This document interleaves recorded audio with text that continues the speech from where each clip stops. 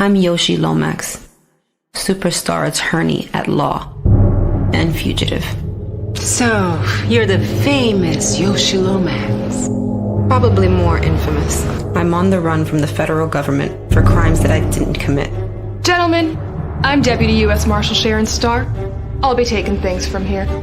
Not to mention being on the hit list of at least 3 of Miami's major crime bosses. I wanted to apologize in person for leaving so abruptly last night. Welcome back. That's Vladimir Kuznetsov, a Russian crime boss. He's been a suspect in over a dozen missing person cases. I mean, I didn't get here to be this successful for doing things the American way. I need a list of the jury for my case with Hanshu. Oh, really? What's that worth to you? Oh my God, you're such a good... Mr. Santana is to be released upon processing. So what do you know about Sheldon Chisholm? What do you want to know about him? I really need to know if you're going to take my case. I don't have time to play, Miss Lomax. Money is not a problem. You know anything about his case? It's being handled by agents in my field office. I've learned that in this game of life, in order to win, Ready to dance? you gotta play dirty. You might look at me and see a beautiful, confident, successful woman. Congratulations, counselor. Yet another win. But underneath, I'm flawed. I'm broken. And I'm scared. So I have no choice but to run until I can find a way to clear my name. Miss Lomax is now considered a fugitive of the United States. Catching fugitives is my business, which makes her my suspect. You and your associates are relieved. Look. She killed one of our own. But I will not give up. All right, people, listen up. Get a picture of Miss Lomax out there so the public knows what she looks like. I will not give in. Okay. People, we got a game plan. Let's break and execute. I will not get caught. Time to go hunt.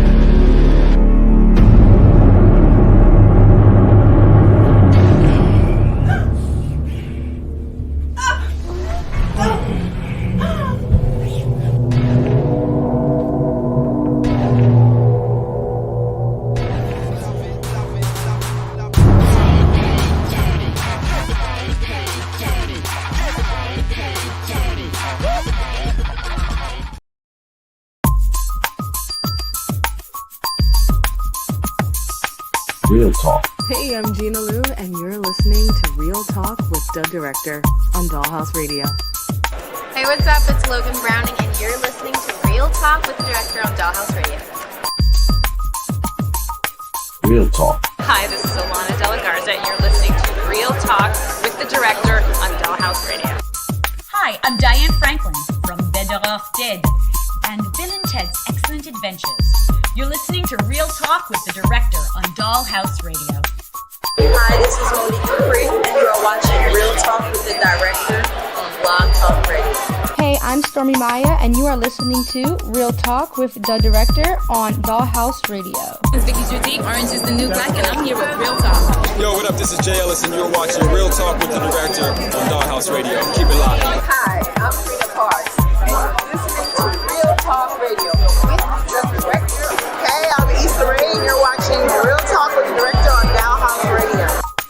All I'm offering is the truth, nothing more. And nothing less. What's going on, people? Welcome to another edition of Real Talk with the Director and the Jedi Council. I'm the Director. We'll be with you for the next 120 minutes or so.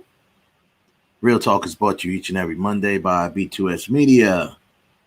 And we broadcast live via the World Wide Web on youtube.com/IE Network TV, Facebook.com, and Twitter via Periscope. You can also catch our podcast version via Anchor on, we're everywhere right now. We're on Spotify, Apple Music. There's a few more, Breaker or something like that. there's about 5 or 6 different outlets that we're on for that too. So we thank you for being there, because we're here. And happy Black History Month. I know it's not politically correct. African American. No, I'm old school. It's Black History Month. All right. So yeah, may not be politically correct, but this is not a political show. So happy Black History Month, everybody. What we're gonna do this month, not a little different. We do it almost every year where we kind of honor Black History Month, but we will be we're going to highlight going forward, after today or whatever, going forward, and even including today, just going to highlight some people in the industry that are demonstrating Black excellence in the field, whether it's film, television, media, but on and off the set. That's what we really want to focus on. So not only good actors or good directors or whatever, but overall good people. And maybe hopefully, put you on to somebody that you may know about, you may not know about. We'll see where we go from there. We are going to be also doing every week for this month, because the list is so long, we're going to be counting down our list of films. All right, what I've been calling it is our list, Real Talk's list of black card films. Now, what is a black card film? Well, quite simply, it's a film that if you haven't seen it, you may get your black card revoked. So these are films that if you are, and obviously we're not limited. It's really all in fun. But these are what they really are important black films in the history of cinema that you probably should check out, even if you haven't yet. So we'll talk about that. We're also going to talk a little bit about, the King Kong, Godzilla vs. King Kong trailer that came out, and it went viral, and everybody's going crazy, man. They're like, whoa. I saw it too, though. I watched it about 3-4 times. Looks really good. Now, I'm going to be honest with you. I was not much interested in watching the other films that they did. So you had Kong Skull Island. I mean, there's so many King Kong films. I don't know.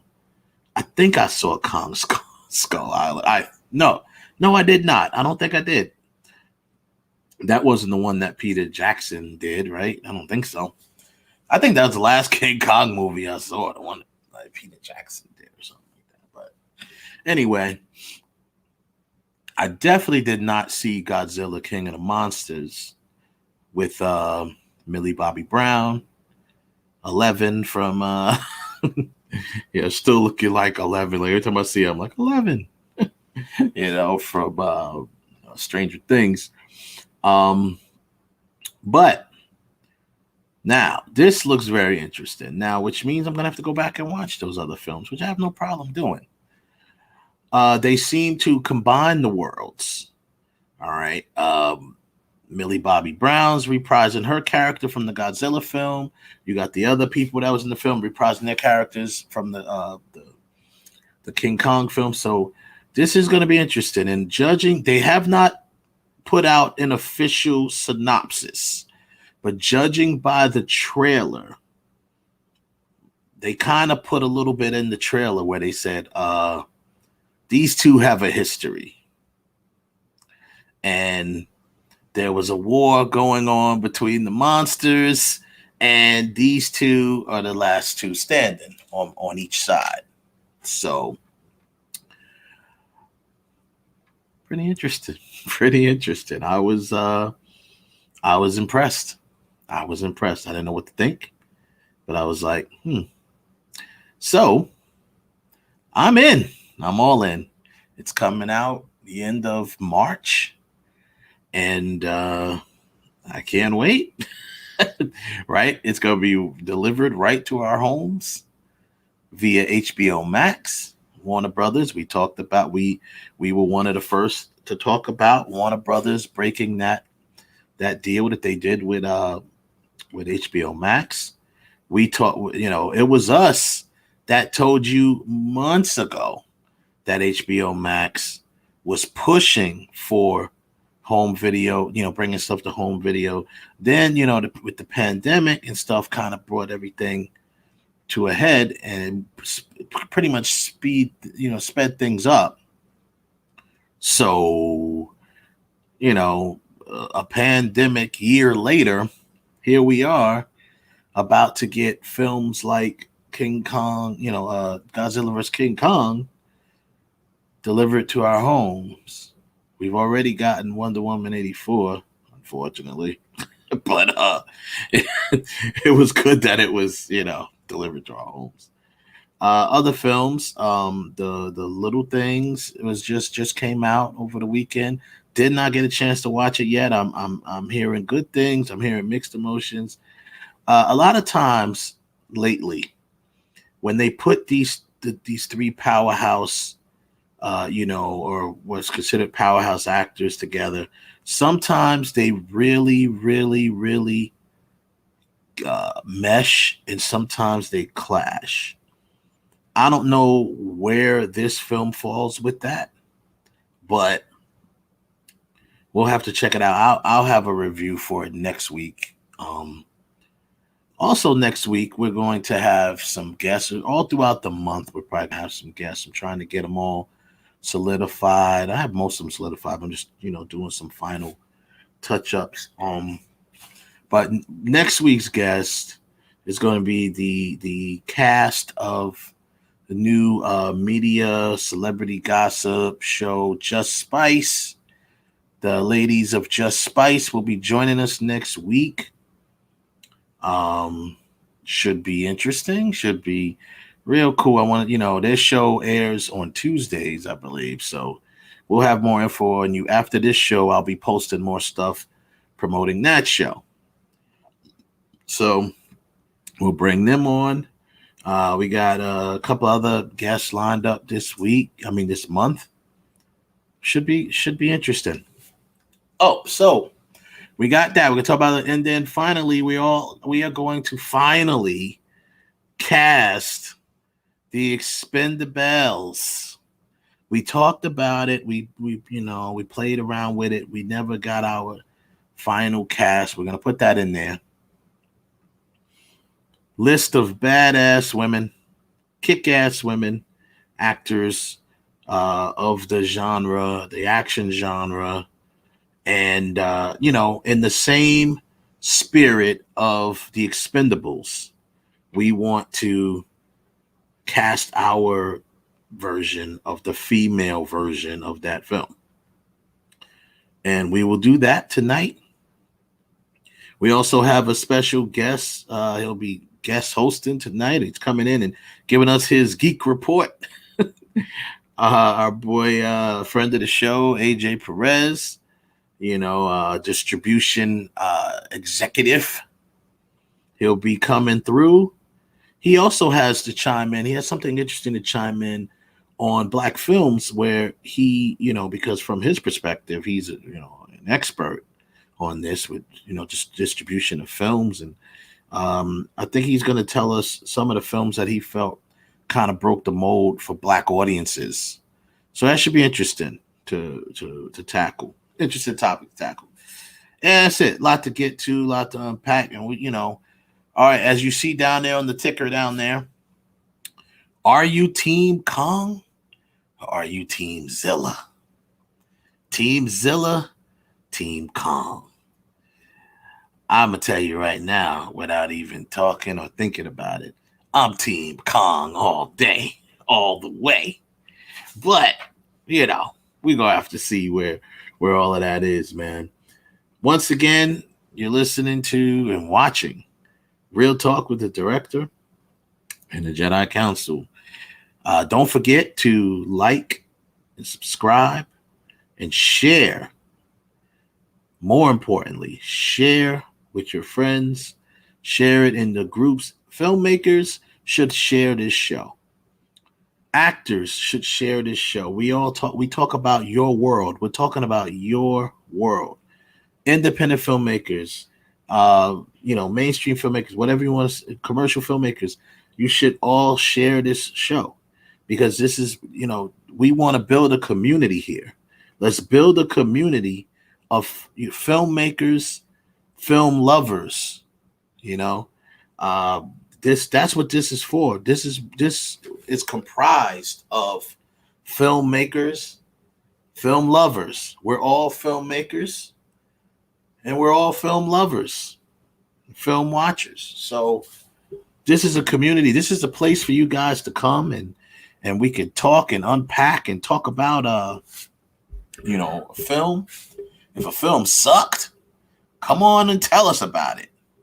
If a film you loved it, come and debate it with us. The panel is always open as well for people to debate those type of things, and we'll try to get you on. We don't have a busy show, but trust me, share this link. If you're on Facebook, the link is right there. I should be broadcasting in multiple Facebook groups at the moment, and we welcome you to the show. And shout out, of course, to the chat room, heavy hitters, Joseph Tanner always holding us down. Maddie's in the building. Thank you so much for coming through. We really appreciate you. And I'm the director. I did say that, right? Yeah. And I brought my Jedi Council to me. At least one half of them. Ralph, if you don't believe me, here he goes. Ralph, you're in the building. What's up, man? What's going on, everybody? What's going on? I am a happy person today. Before we get back into the show, let me just say, first off, rest in peace, Dustin Diamond. Never met him personally, but I did meet Dustin. Yeah. Very interesting. Very, dude. very sad. I was going to get to that too. I wanted to bring you on before I said that. Yeah. Good. Thank you for bringing that up. Rest in peace, Dustin Diamond. I did get the opportunity to meet him. I met him at a Comic-Con, strangely enough. Not strangely enough, but he would go to conventions and stuff like that. I know he also transitioned into the adult film world for a while. Yeah, bad part. Right. He went into that for a little while. And he went rogue. And I tell you right now, though, I know he was definitely not on great terms with any of the cast members because remember, he authorized the unauthorized biopic on Lifetime about Saved by the Bell. Mm-hmm. And he actually, I believe, executive produced that or definitely co-wrote it. Like he had large input on it. And they were not really too happy about that.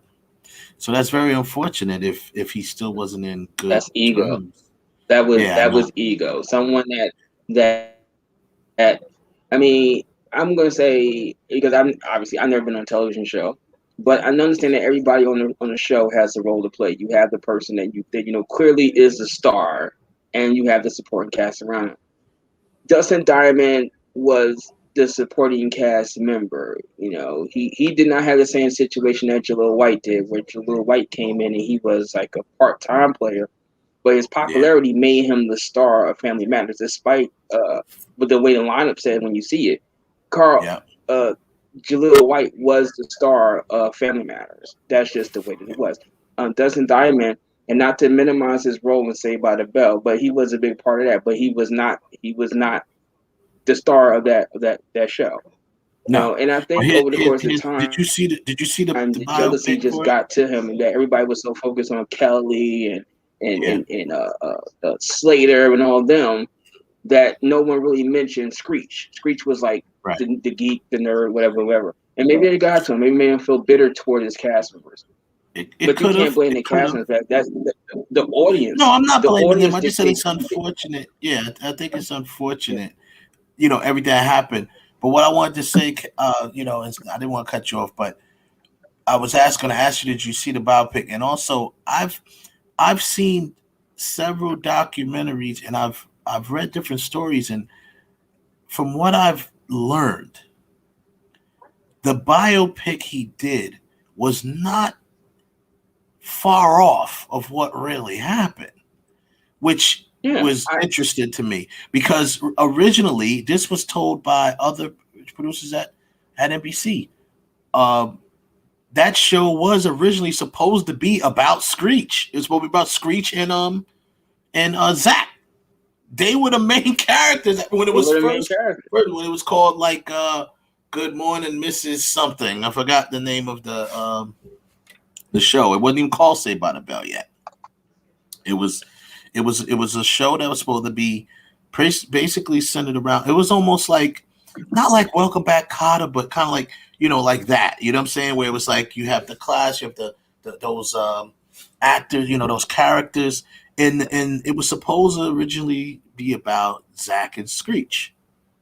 And then, of course, they started bringing the other characters in, and then the Screech character kind of just became this, you know, that guy, you know, the nerd, the guy, the comic relief. He was the comic relief, you know, the guy that would show up and make sure, even in a serious moment, he would show up and say something crazy, funny, stupid, whatever. But you could say the same thing like with Happy Days, you know. I mean, not for nothing, the show was about Ron Howard's, but then Fonzie came on, he was super popular. Yeah. But Potsy and Ralph were the backup guys. I mean, that was their role, and sometimes maybe it was a little different in that case because the two gentlemen that played Potsy and Ralph were grown adults, whereas to say by the cast crew were teenagers. Yeah, they were all they were kids, man. They were kids. And I think that had a more do. And then once again, they were in the beginnings of the internet time where you were like in the 70s and 80s, you were famous if you were on the cover of like Right On magazine or Team something. But now you getting YouTube clicks and Extra Entertainment Tonight and all this stuff. Now is TV guide, now it's magnified. So like the demand for you and the one for you is much higher. So I can understand that. Yeah. You know, I think a lot of the story was based on stuff that really happened. We all know that they will all admit to you that they were not ready for the success that they got from that show. They will also all admit to you that show, they had no idea that the show was going to hit because it was about to be canceled. The show was on its last leg, literally. They were actually told that they were getting canceled. Actually, let me rewind that. The show was canceled several times. So see, Screech is Dustin Diamond. He was one of the people that was there from the beginning. And the show was canceled several times. It was canceled when it was called Good Morning Mrs. whatever it was called. I forget the name of it. And then it was canceled again. It was canceled like two, 3 times. And then kept coming back. Then they was about to get canceled, and then that's how what happened. You can never tell who the audience is going to take to, or who, you know, just like you just said, you mentioned Jaleel White. Jaleel White was not meant to be the star of that show at first. The Urkel character was just supposed to be on one episode, just one.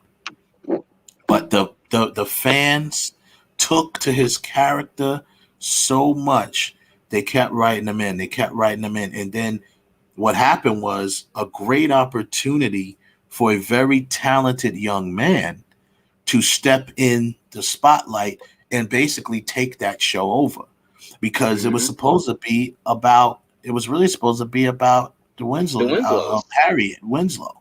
Yeah. It's about her and her family, because obviously it's a spinoff from Perfect Strangers.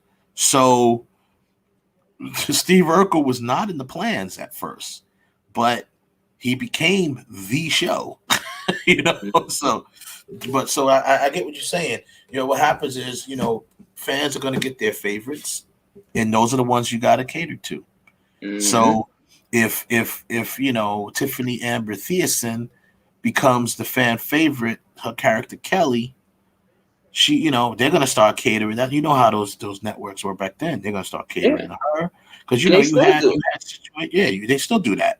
You had situations where the cast members weren't getting along at some point. Some of them were dating each other. Some were going back and forth. It's crazy. So I think, to be honest with you, I'm not sure 100% how much of that version was all true, but I think the cast was I'm a going little to say salty. it was probably at least.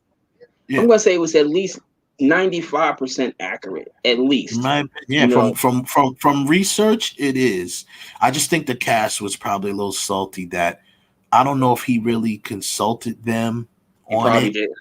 He probably didn't consult them on it, and they weren't really a part of it. And let's be honest, they probably didn't get a part of the bag. So of course they're gonna be paid. We just talked about that last week with ExpendaBELLES. You know, not being a part of this salt and pepper film, not getting a piece of the bag.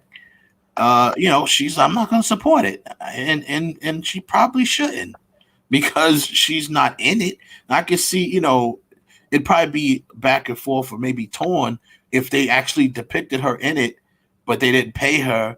She may still want to support it because it just helps her, so, you know, as far as promotion wise, but it don't even help her that way. Nope. So. Why? So it was a bad move all around, and it was probably done out of spite. So Justin, because it said, "Hey, I'm going to put I see it out there, and you know, this is how it is, and this is how it is from my perspective." Now, that's what I'm saying. I'm saying 95%. I'm thinking that it's accurate, but I'm sure there are some inaccuracies in there to shine the light that how he was treated. That he was treated like a second-class person, although like you said, the show was supposed to be him and Zach. How all of a sudden it went from him and Zach to like Zach and Slater, and then Zach and Kelly. And listen, I know what people sitting there thinking. No, I was not the biggest fan of Saved by the Bell. I never watched it when it came on originally. I caught it on like reruns or whatever. Because by that point, Saturday morning for me when I was a kid was cartoons. When they came on, there was no more cartoons on television. Right. But it went into syndication so much that you could on TBS and you couldn't help but sit there and watch it. So see it and watch it, I mean, the show was, you know, for the most part, it was a decent show. You know what I mean? The kids loved it. Kids loved it. Kids ate it up. Kids loved it. Because that's what was marketed. They were seeing themselves. They were seeing, and not to get, I don't want to get on that subject, but I thought it was very cool that, you know, originally the reason what really saved the show is the executive at NBC's daughter saw it and because they were going to cancel it, and she was like, "Oh, don't cancel that show. It's great." And then next day, like, "Oh, wait a minute, we're reaching young kids. Wait a second. Oh shoot, we're reaching the ones that we want. The teen." And then they tackle a lot of things. Yep, teens are the ones. Subjects, very adult subjects. But teens are the ones that although we may sit back and watch it, if the teen audience, the teen segment don't like the show, it don't matter how much we like it. They're gonna whack it. Yeah. When the teens start sitting and they want to start, and then when they want to start dressing and acting like them, you know how many times I went to a Comic-Con, I've actually seen kids walk through looking like Saved by the Bell. Yeah. You know, walking around. I've seen them all. When I did what was it called? I did MegaCon 2 years down here in Central Florida, and I've seen people between those two times that I did them. I've seen people dressed as every character from Saved by the Bell. Kelly, I don't even know all their names. I know. It's Zach, Kelly, Slater, Screech. I forget the other girl's name. The one that was in Showgirls. I know her real name was Elizabeth. I forget her name. Her real name was Elizabeth. I forget her name. And her character wasn't even supposed to be in the show either. I think they kind of like wrote her a character. And then Lark Voorhees' character as well. So Lisa, I think her name was. What was her name? Lisa? Lisa Turtle. Yeah, Lisa Turtle. Yeah. I wasn't a big fan of the show. Yeah. But exactly. Thanks, Jay. Yeah, I wasn't a big fan of the show, but it was a big show. You know, it became such a big show in such a short amount of time. But anyhow, you know, rest in peace to Dustin Diamond. You know, but that's actually But actually, that's not why I'm a happy man. I mean, that was the sad part. I'm happy is that, later on tonight, we're going to do this thing about the black card, a list. So last week, I spent 2 days updating my Twitter, and y'all need to be following me on Twitter. It's Junior712, let you know my real talk. But I posted the list of not only who I thought should be in the our all harbor female version of the Expendables, but I also posted my list of who I thought were the 20 hottest women on ethnic women on television. Two of the people from one person from each list responded to me, and it made me so happy. So from my hard list, thank you to Ashley Lawrence from Hellraiser, the Hellraiser. She chimed in, and from my hot list, thank you to Adria Ray from the TV show Variant Queen, who's now on Chicago Fire. She also responded to my list, and I was so pleased. I was like, "Oh my god!" And I hit them both back up, and I put the invitation out. Y'all need to come on our show. You need to come on the show. So hopefully sometime we'll have both of them on the show. We're going to talk about Hellraiser with Ashley Lawrence. I think I thought I saw that Heather Langenkamp also commented on the hard list because I have her listed down there also. Nice. She did comment. I believe she liked it, but it was just really shocking. I loved Hellraiser, man. Her character, the most gangster move she did in that movie was like, yo, I know someone who escaped you. What? Yeah, so what does that got to do with you? Because you can take him back instead of me. I was like, yo, that was gangster. She's like, yo, that was savage. That's what it was. It was savage. She said, yo, I can show you where he is. So you can take him back right now. Instead of me. I'm going to write him out right now. Just leave me alone. That was my movie, yo. My man, yo, shout out to my cousin Anthony, man. We used to watch that movie religiously. Because I know I'll sit here and probably recite the whole movie to you because I used to watch that. But he's like, he was like, maybe. He's like, but if you lie to us, we'll tear your soul apart. Yeah, that was great. Man. That movie was so good. But yeah, she was even. I know, man. Both of them. She was gangster. I loved her. That. And it did kind of go off. I'm gonna admit, Hellraiser kind of went off the rails. I liked up to the third one. The fourth one I thought was okay when they were in space, but then it just went to this whole other thing. I was like, nah. She was only the first two. She was in the first two. But I think she's mentioned in one of the other ones, as I thought I saw that she's also mentioned like in number 4 or something. Number 3 is with Terry Farrell, right? Where it was like Hell on Earth. Yeah. And I'm gonna say this, and we might have to do this one day. Series that should have stopped. Hellraiser should have stopped at number 3. I think I would have been happy if it stopped at 2, but 3 was okay. I would have been ecstatic if it stopped at 2, but after number 3, it should have stopped. Yeah, I agree. And there are a bunch of other movies out there that have all these sequels. Like, no, stop! Just stop it! Stop it! Stop it! You know, that's just the horror franchise. That's the horror genre. It ain't just with horror. It's some movies that have sequel, and when you don't keep needing sequels. If you even though it didn't go through movies like this movie I was watching, which I've seen before, My Big Fat Greek Wedding. Yeah, I love the first one. The first one is a great movie. It didn't need a sequel. You should have left it alone. And plus, you gave it a TV series, and the TV series failed. So why would you give me another movie? Now, here's the deal. To me, this is where they dropped the ball, though. If they were going to do sequels, and we're about to get to our list or whatever, if they were going to do sequels to My Big Fat Greek Wedding, they should have did My Big Fat Greek Honeymoon, and they should have did My Big Fat Greek Divorce. That's what they should have did. That's how they should have continued the sequels. It should have been like Big Fat Greek honeymoon, Big Fat Greek divorce. Big Fat Greek funeral. That's what they should have did. You know what I'm saying? It just progress the story, but make it with real life. Give it that life progression. Yeah, so that's what they should. That's what I remember. Shout out to my man Bruce Penn, fellow filmmaker. And I remember us having that conversation years ago. We was like, yo, the franchise, if they do that, it's gonna be a bottomless pit of money because people, if they do it right, and but yeah, they shouldn't have. And believe me, I got a bunch of movies that whether it was one movie, two movies that you should have. Like, I'm sorry because I saw this today that there is going to be a reboot of Sex in the City. Right? Yeah, It's called Until and Then There Was. That's what it's going to be called. It's going to continue the story of Sex and the City with the girls with you.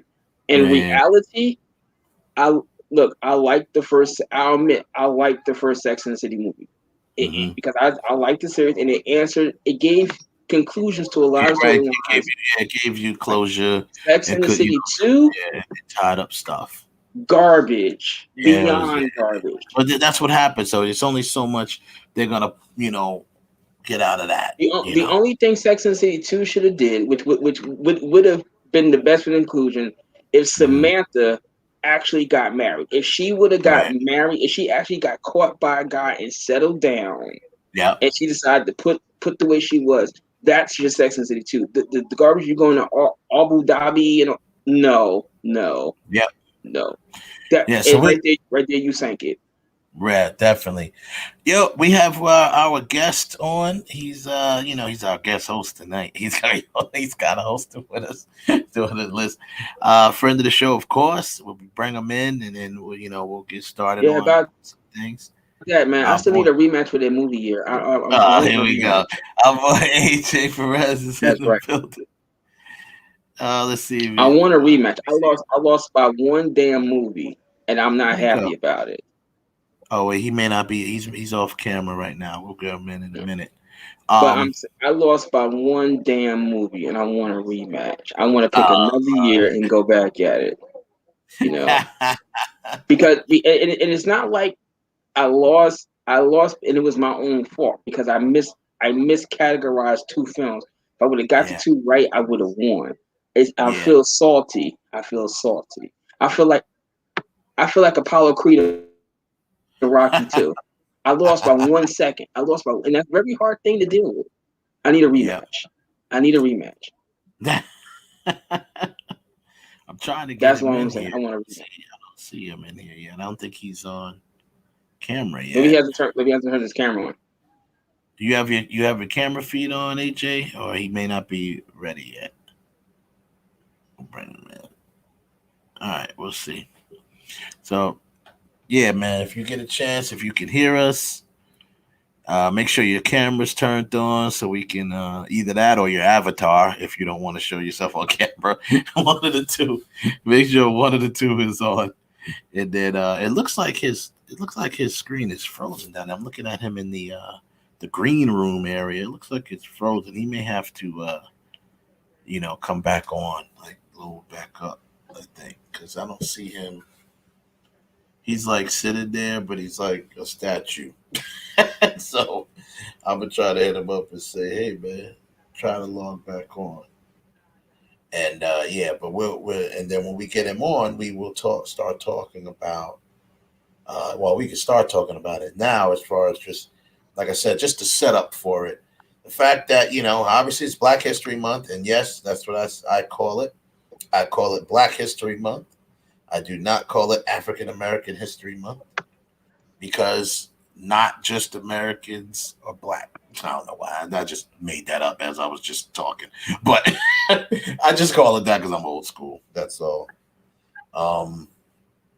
Let me just let him know. Can't see your cam. All right. I just call it Black History Month because I'm old school. And that's what I've always That's fair.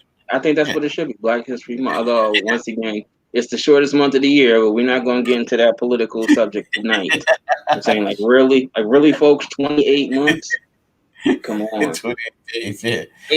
Wait a minute, 28 days, 28 days, and it's February. It's in the middle of winter, right? Yeah. Come on, what? Y'all couldn't have gave us July when it's nice and warm in the summertime when everybody's partying and having a good time? No, you gotta give me a call. And matter of fact, we gotta share Black History Month with Valentine's Day. So realistically speaking, it's not even 28 days. It's really 20. If you say the weekend, 25 days. Like, come on, Yeah. really? But I'm not gonna get into that. That's what I'm Yeah, talking. we're gonna make the best of it. We're gonna make the best of it. So this month we're gonna profile some. We'll make the best You of know, it. we want to make sure we profile, some people every week for Black excellence, man. Let's just recognize some artists, whether they're independent, commercial, mainstream, whatever you want to call them. We may do Denzel Washington this week, and we might do Rayon Lawrence next week. You know what I'm saying? Like it don't matter. It's all about putting in this business, putting into this field, and contributing to Black cinema through the years. So we're gonna run down our list. Right, I agree. Our Black card list. Like I said, I'll explain very quickly once again while we wait on our guests to come back. Our Black card list, I'm just calling it that for lack of a better name. It's basically the films that you need to have seen to earn your Black card if you don't have it. And if you haven't seen it, you may be in danger of losing your Black card. Revoked. Getting it revoked. So now I'm gonna tell you what happens if you didn't see the movies. Remember the old days? They don't do it too much no more. Remember the old days if you went to the store and used your credit card and it got declined and then the credit card, the person used the card, the whatever company you're in, they had to call from the credit company and say, cut the card up, cut the card, you get the card cut. If you didn't see any of these movies, you get the card cut. That's what's gonna happen. Oh, so here's an interesting note here from my boy Jay. There's actually a Black created comic book called Excellence. Wow, that's cool. Oh, I have to check it out. You have to check that one out. Jay, I'm sure you have it. We may have to get us a screenshot sent over. Send us a screenshot of the I'm gonna look it up. Maybe I can find it. That's what's up, man. Definitely. This is gonna be all dedicated to just Black creators in media, period. Whether it's television, film, print, comics, artistry. All right, I think we got our boy here. Let's see if we can get him in. There you go. There you go. Nah, it's all good, man. Wi-Fi issue, so I'm using my phone now. Okay. Okay, that's cool. Yeah, man, no problem. Welcome, AJ. Welcome. I want a rematch. I just said I want a rematch. I'm not happy. Ralph wants a rematch I lost by one movie. One movie I lost by. I am not. I'm like I said. I'm like Apollo and Rocky 2. I lost by 1 second. It's very hard for me to wrap my head around one damn movie. I want a rematch. Technically, you have two opportunities where I gave you hints, and you decided to go another way. That's what I said. Yeah. That's exactly what I said. So that was kind of your call. You were trying to be a progressive. I know, and that's why I want a rematch. I need to erase that stain. Be aggressive off my record. Next time. You're gonna come back and be aggressive. Right. I need. No. Actually, I need to be more aggressive. I need to be more aggressive. Because I should have just went for the kills all the time. Right. Instead of trying to be okay, Ralph, let them catch up. Let them get one here and there. Now I should have just went straight cutthroat every day. You just went cutthroat. Yeah. I should have swept. Jimmy Ace is in the building. What's up, Jimmy Ace? Thanks for joining. I'm gonna stick with the progressive thing. All right, but I need a rematch. I think I have the year that I want to use next time, but I want a rematch. So we got to get Cat back on because I need a rematch. Yeah, we get Cat back out there and then we'll do that again. Good. Yeah, that'll be what's up, man. I'm and there won't be no mistakes. If I lose again, then it's just not meant for me to win. But I ain't losing. Sorry, I'm not losing. We're gonna do the same route, the same rules. We can do the same thing. Same rules. We'll have AJ back here. We'll do the same rules, man. But AJ, we did add one exception to this. Because we were talking about this off camera, doing it again. If we do it again, what we think we would do is over the course of it, we would have one lifeline, right? Where if like you said, like you was giving me clues. Where if you realize that there's a movie that's better, you get one opportunity after the whole game to change your choice. That's it. You get one lifeline. That's it.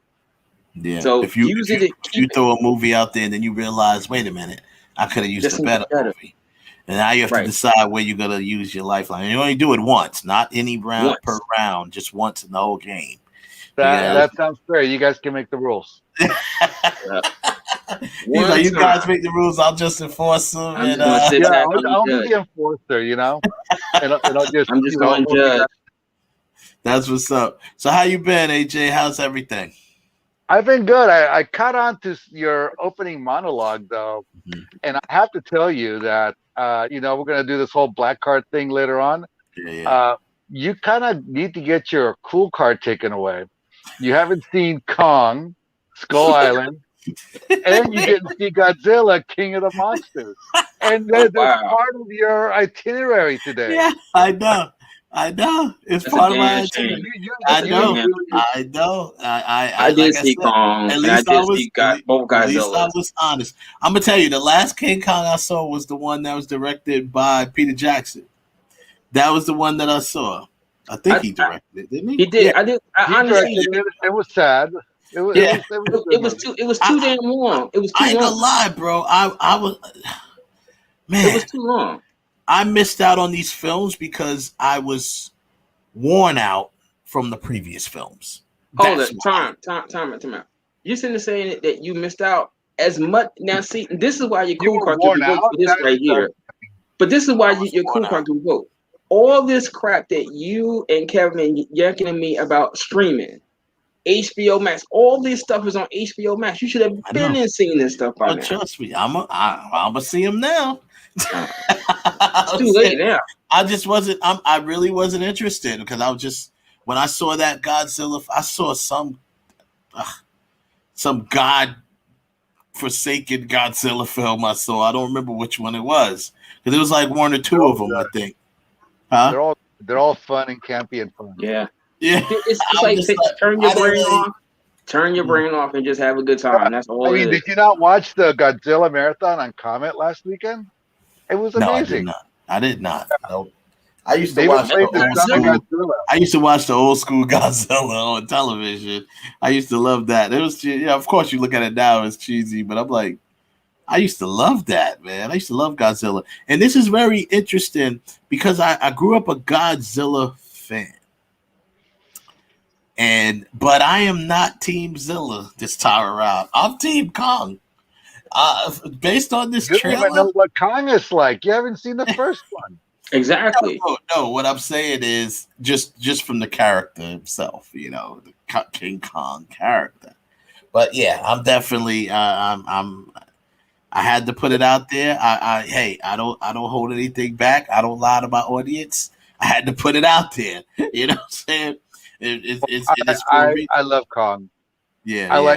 I love Godzilla, but I actually think that I kind of favor Kong in the upcoming. Now remember there was here's the deal. Now in the trailer, because they haven't released like a official synopsis, but in the trailer they give you a pretty good hint as to why they're fighting, so to speak. It's like they've seen each other before. They got history. You know what I mean? And but the funny thing is they've always had history. Like we've been talking about this event for years. You haven't seen King of the Monsters, so you have no idea what's going on. Exactly. No. That's an important piece. That's your problem, is you haven't seen King of the Monsters. Exactly. So, they give you a little bit of a hint in the trailer, but yeah, like I said, I didn't know. I'm gonna be honest with you, because I was so jaded by the past films, and like I said, that's why I didn't watch King of the Monsters. That's why I didn't watch Skull Island. I was jaded by the past films, and I missed them. Apparently, I've been missing out on some stuff. So I'll admit the Kong movie I did like. It was fun. I even like the way they introduced him. When you really first see Kong, it's like the guy, he's flying the helicopter and he got they closing on his sunglasses and you see this big paw coming through the window. Like, what the hell? And I did like Jackson was the villain. Yeah. Sam Jackson is like, he want to go out there and go fight King Kong. King Kong is like 60 feet tall, and Sam Jackson is like 6 feet. Kong looked at him like, what? Jackson was in that too. Jesus Christ. Let me tell you that's something. great. I always bring back from the movie Ted, or it might have been Ted 2. He's like, you know who Sam L. Jackson is? You ever seen any movie ever? He's the black guy. That's what He's in everything. Everything. I was like, he's in Skull Island, and then I remember seeing him in some other jungle movie, but turns out that was Tarzan. He was Tarzan. in that. I was like, he's in RoboCop. I mean, come on, the guy is in like 19 movies a year. Park, the first one. Well, of course, Jurassic Park. Yeah. So that's I'm setting myself up probably this weekend. I got a few films to watch. I've been into it, watching a lot of films anyway lately. But I'm definitely gonna get on top of those, and I gotta go see I gotta watch the Little Things. That's what it's called, right? With Little Things. Yeah, that one. Good thriller. Yeah. Good thriller. Okay, that's cool. Good I trust your judgment. I'm gonna check it out, and because I'm getting, I always hear people, give their opinions and thoughts and reviews or whatever. From people have given me opinions, it's pretty mixed. Some people feel like, because it's hit or miss when you get really good actors together, they can either clash or they can really mesh. The question is, where does this fall? You know what I'm saying? You got Seven, where you had really good actors all in one film, 2, 3 or more good actors in one film, and they really meshed. You know what I'm saying? They are really. You get The Counselor, where you got really good actors, and The Counselor, where you got really good actors. I actually have a theory now, because Little Things was supposed to go theatrical. Yeah. And my theory is that any movie that's supposed to go theatrical that's actually streaming is better than anything that's going direct to streaming, just because of the quality of the feature, the storytelling, all that stuff. So Little Things was up there for me, because I've seen everything that's being streamed lately. Yeah. And it's just painful to watch. I mean, they're literally scraping the bottom of the barrel, so as to what they can play out there. And I'm looking forward to see what Netflix is going to play this week for their new premiere movie for the week, because they're supposed to do something new every week. Yeah. But, I went out, and my wife and I rented, where we had to be COVID safe, because we had baby coming over to visit, so we couldn't go out. So we rented the movie some Fandango. But Fat Man with Mel Gibson, that movie was really good. I heard about that too. Yeah, I heard that was good. I got so many to watch, man. I heard that one was really good too. Really blew me away. What was the one with Russell Crowe? Who was the angry guy? Unhinged.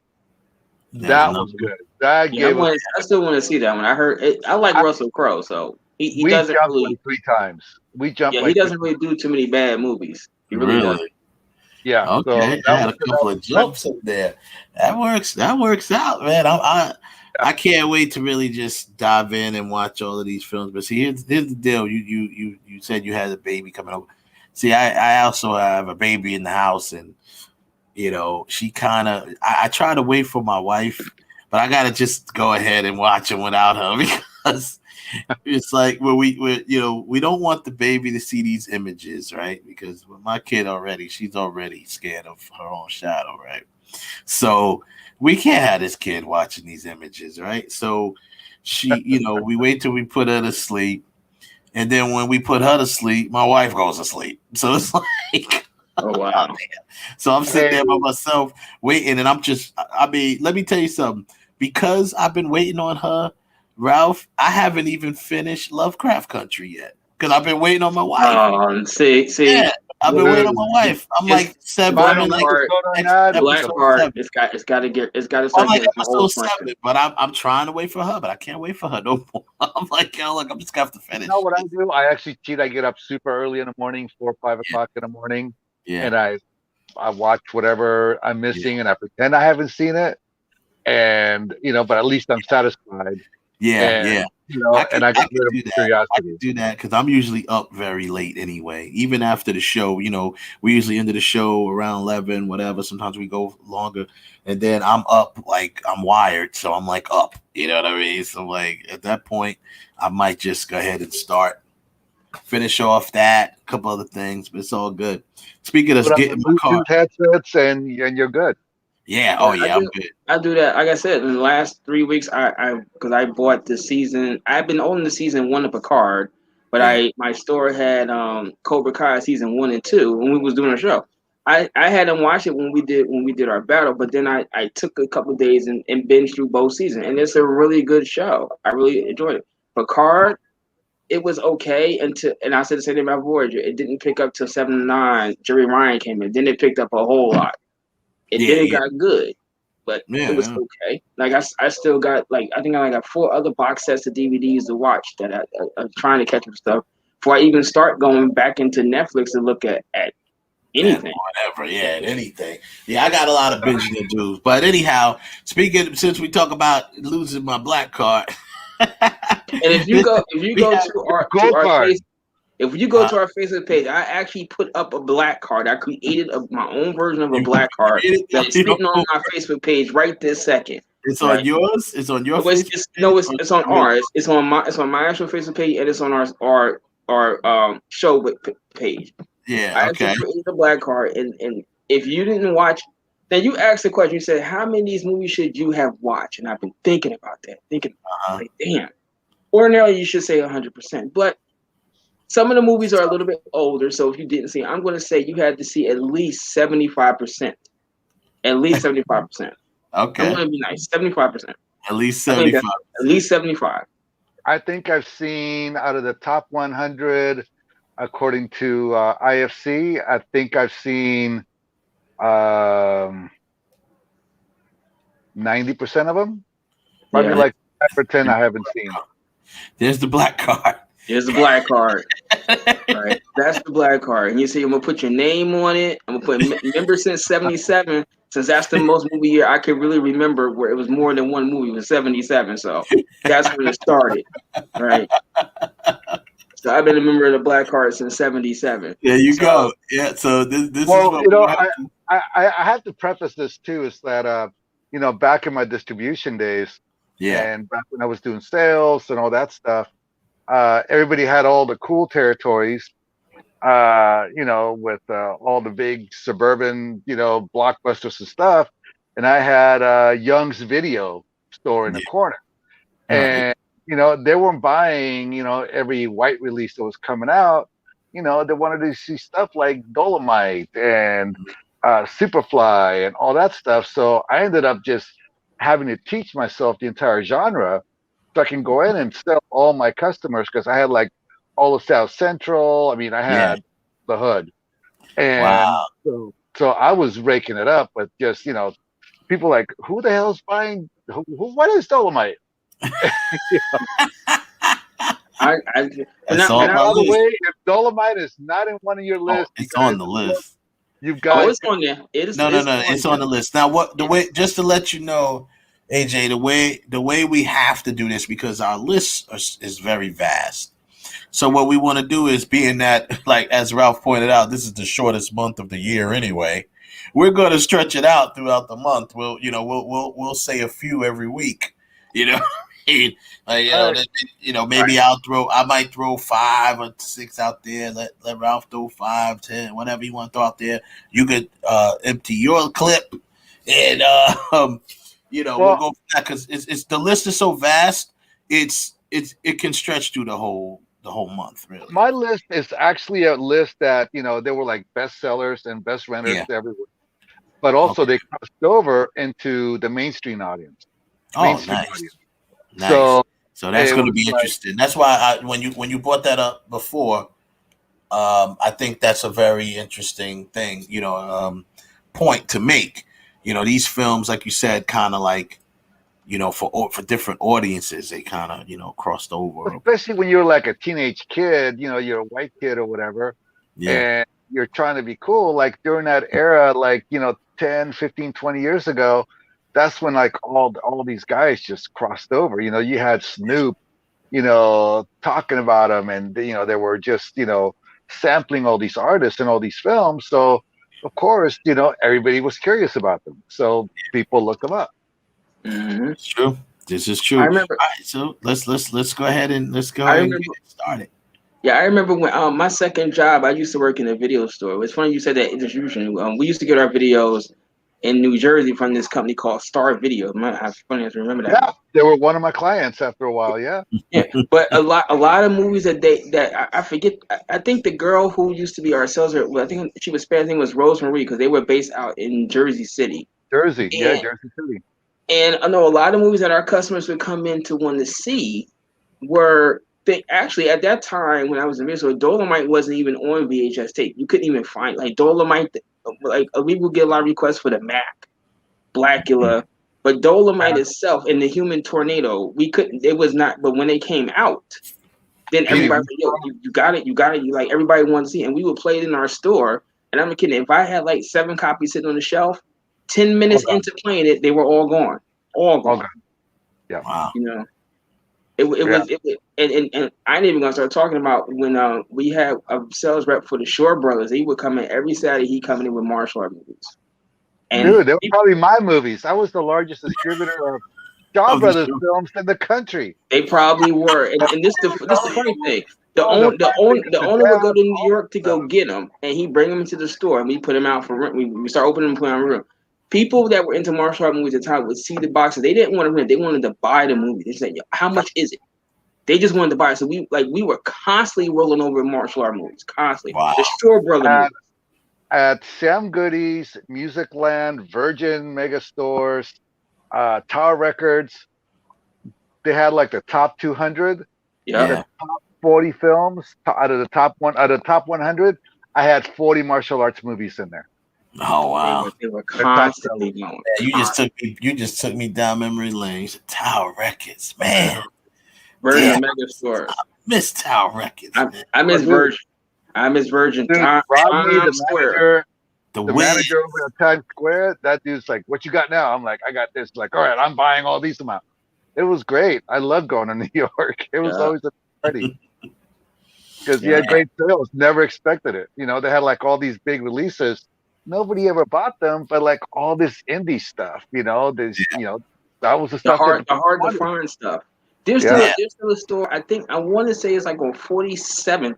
I don't even know if it's still there. There used to be a store on 47th Street where after the whole DVD, like you could they were able to get some of the Shore Brother movies on disc. They were the only place I ever saw that actually had it on a disc. But then they went out of business, and then now you can't find anything. I think that what's the name of the company? Another company just bought all the rights because the Shaw Brothers got smart. Shout Factory. Yeah, just remastered all the Shaw Brothers stuff. Oh, they remastered all of them. Okay, nice. That's gonna be crazy. I think I was doing Shaw Brothers stuff with the Wu-Tang Clan. They were like doing videos and intros with RZA and Jizza and everybody else. And, dude, well, you know that was their thing. That was their thing, boy. I sure hope they get a chance to start shooting the second season to that show, man. That would be cool. The show they had on Hulu. That was pretty cool. Yeah. All right, so check this out. Yeah. I'm going to I'm just gonna drop a few that I'm gonna start with, and then we'll go around. We'll go to AJ, then we'll go to Ralph. Mine. I'm only going to drop 5 today. That's on my list, and they kind of cover a few different styles of film.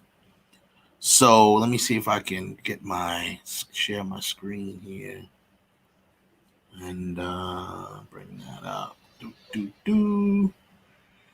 Okay, so I think I'm gonna start with and you don't necessarily, obviously this is not any particular order that you have to start with, but I believe I'm gonna start with what I consider a lot of very important Black films. And let's see here. There we go. Let's start with, see if we can get the share going on. Okay. So I'm starting with The Learning Tree. Okay. which is directed by Gordon Parks. Right? This film was like, to me, you have to.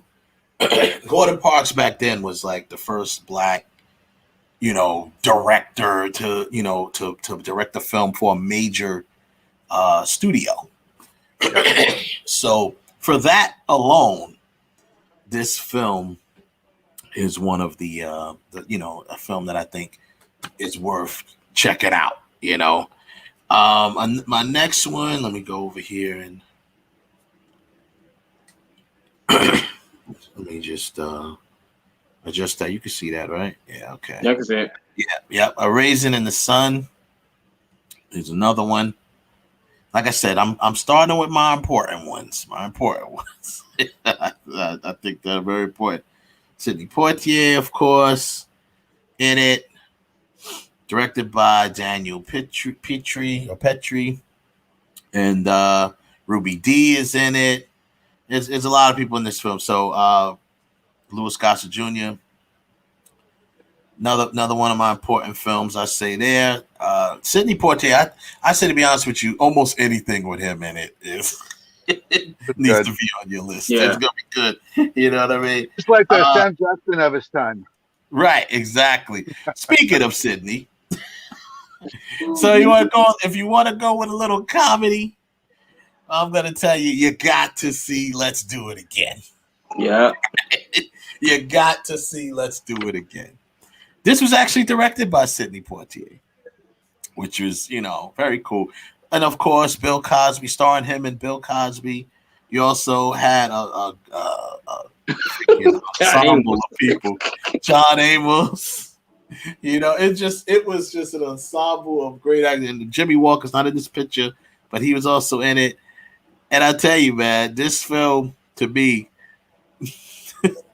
this film was to me, is an important film in comedy, man. Now, they did the trio of films, which are not connected, by the way. A lot of people thought that this was a sequel to Uptown Saturday Night. It is not. It's a different film. They were different characters. They were similar, with the way they played their characters, but they were different characters in those films. Uptown Saturday Night, they did first, then I think it was this one, and then they did a piece of the action. So all three of them not connected, but great films. But this was by far, in my opinion, the best one. Yeah, this is the better one of the three. Yeah, this, I mean, think about this. You got Biggie Smalls. That's the gentleman here, his character. Biggie Smalls. People take it. That's where he got his name from. You ever wonder where he got his name from? Well, look no further than Let's Do It Again. So that's the Biggie Smalls guy. And then his character name was Kansas City Mac. Right. I mean, they had the best names. Yeah, Kansas City Mac, Biggie Smalls. When they hold on, I'll be right back. Keep talking. No problem. When they went back and played, they infiltrated as their little gangster, Mongo Slade. What a name. All right, so that's that. Let's Do It Again. It's definitely in there. And of course, gotta throw a little action and ass kicking in the mix. How can I not mention Shaft? Also directed by Gordon Parks. So, what can I say about Shaft? And I'm not gonna sit here. If you haven't seen it, well, that black card that we saw on the screen not that long ago, rip it up. Right. So you need to see this film. This film is a must see on the list of black films. By far, in my opinion, the best, one of the coolest openings that you'll ever see in a film, cinematically. The way that film opens with the camera on the crane following him, walking through the city, and you have the Isaac Hayes score behind it. That was crazy. That right there was to me Are you was. doing 3 the hard way? Huh? No, I was doing. This is a picture I found. I was doing Shaft. Oh, okay. Shaft is on the list Yeah, too. yeah. Yeah, and yeah, I'm doing Who Shaft directed right now. that? Gordon Parks directed. Okay, all right. Yeah. Yeah. Okay, so I got 2 films by Gordon Parks on my list today. Learning Tree, of course, which I believe Learning Tree was his first film that he ever directed, and then you got Shaft. So yeah, that's it. And then I think the last film, or was that my last film? Oh, last film, of course. Yeah, must see. You got to see Cooley High. It's what else can I say about that? You got to see Cooley High. Classic film. Directed by Michael Schultz. Of course, Glenn Thurman and Lawrence Hilton Jacobs. I mean, it was just this film. This is one of the ones that if you haven't seen it, yeah, we're gonna have to revoke that car, rip it up, whatever. It was just, I agree. Rip it all up. Rip it all up, man. Like my man said, burn it all down. Like, what was that on Firestarter? Burn it all down, baby. Burn it all down. That's what I'm saying to you. If you didn't watch Cooley High, burn it all down, baby. Burn it all down. But I'm only dropping 5 today. I want to hear what everybody else got. But those are my 5 films. Like I said, the first couple that came with their older films, but I think they're very important films as, Black stories, Black directors. Learning Tree was 1969. Raisin in the Sun was 1961. You know what I mean? So I definitely think these films you put that on your important list. That's the way I say it. I'll get to more fun films, more modern films later down the line, but you got to start with these. I mean, years ago, I actually taught at the shout out to the Wyandanch School District, Long Island, Suffolk County. I taught an after school program, and I actually taught Black cinema. And we, trying to make high school kids watch, A Raisin in the Sun. Don't work. Don't work. Well, maybe not high school kids today. They actually was very interested because everyone's in the class. I'm like, if you don't want to watch Black films, why are you in this class? You know what I mean? So right. Everyone in the class wanted to see, but it was, you set them up with something different, And we had spent a whole week on Sidney Poitier. You know what I mean? we did we did that. We did Guess Who's Coming to Dinner. We did They Call Me Mr. Tibbs. Yeah, we did. Yeah, we did. Yeah, we did that. We did. What's the other one? Lilies of the Field. We did that one. We did a bunch of Sidney Poitier, and of course, we did Let's Do It Again. So nice. That's my list for now. And let's move on to AJ. And you can kind of tell us. I can go last. I'll go last. That's fine. Yeah. We'll move on to Ralph. All right. Yeah. Well, my list is. I mean, it's a little different than what I thought, but since Wes came with the series, I'm gonna kick it up to the more modern era. Okay. The first movie on my must see Earn Your Black Card list is A Soldier Story, directed by Norman Jewison, 1984. The story of a Black officer who goes to a white base to investigate the murder of another Black officer. Howard Rollins Jr. played the lead. Alfonso Caesar, I believe that's his name. He was nominated. Adolph Caesar was nominated for Best Supporting Actor, but the cast itself, young Denzel Washington, young Robert Townsend, all in the background, and it gave a part of a story that you've never really seen. You've never really seen too many stories dealing with World War II, where you see it from a Black perspective, where you have an officer that is on a white base, but he can tell people what to do, and it's just different, and it hits hard. It still hits hard today because some people in the military are still going through that kind of struggle. But that is certainly on my list of something you must see. My next movie on that list is a definite must see. It's Purple Rain, the semi-autographed movie of Prince. My list. Yeah. I know people in the 80s said Michael Jackson was the guy in the 80s. No, he wasn't. No. It's this little short guy from Minneapolis named Prince. I tell this story all the time. When Purple Rain, I did not know who Prince at the time. I didn't know who Prince was. Okay. I was going to go to the movie see Star Trek 3. I had to go to the bathroom, and I was going towards the bathroom in the movie theater. I just heard this thumping bass line coming out this other movie theater, and I didn't know what it was. Right? Came out the bathroom. I walked into it. The movie was in another theater. It was starting up, and there were literally people in the aisles dancing to this movie. So when Star Trek ended, I went in the seat because it was starting again. I went to the other theater that was playing, and I sat in and watched the movie Prince. Purple Rain. It was the Saturday Night Fever for the 80s. Yeah, it was. Yeah. It was Saturday Night Fever. And I tell you, Ralph, just to add to that, and shout out to my brother Heaven Hollywood. I saw this. Well, he saw it. I saw it. I think it was a ridiculous amount of times. It might have been about 7-8 times I saw this movie. My brother saw this movie a record 13 times in the movie. I only saw it twice. I saw it twice. Went to see Purple Rain 13 times in the movie. Over that summer? Yeah. Wow. When it was in the movies. Wow. He went to see the movie.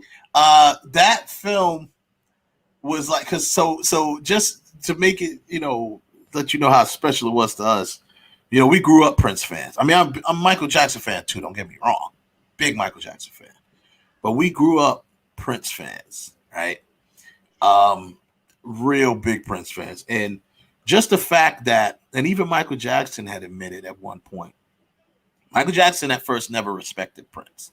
He used to always say, what's the hoopla about with Prince? You know what I mean? What's this about? What's this guy like? He's supposed to be so talented. He went to see him one time. And he's like, I'm not impressed. He never really liked Prince at first, whatever. But he respected him after Purple Rain came out because Michael Jackson has always wanted to do a film. You see what I'm saying? But he's never been able to really pull off. Yeah, he did the Captain EO and those type of things. He did the Moonwalker, but those were not films. You know what I'm saying? And that's what I believe. That's why he gained the respect that he gained for Prince when he saw Purple Rain. Dude, the ladies love Prince. I'm sorry. Yeah, and Prince loved the ladies. Prince loved the ladies, and Prince could listen. I said Prince is the only guy that I thought that could walk into a club, a masculine dudes with his mascara and them high heel boots, and take out every girl in that spot. All right. I've seen Prince live about 10 times minimum. But he played at the Forum for 30 days straight to save it, so they wouldn't tear it down. So he donated every penny they made to keep the Forum open. Mm-hmm. He was the only guy, and I took a different date each time I went to see him, so I always had a good time afterwards.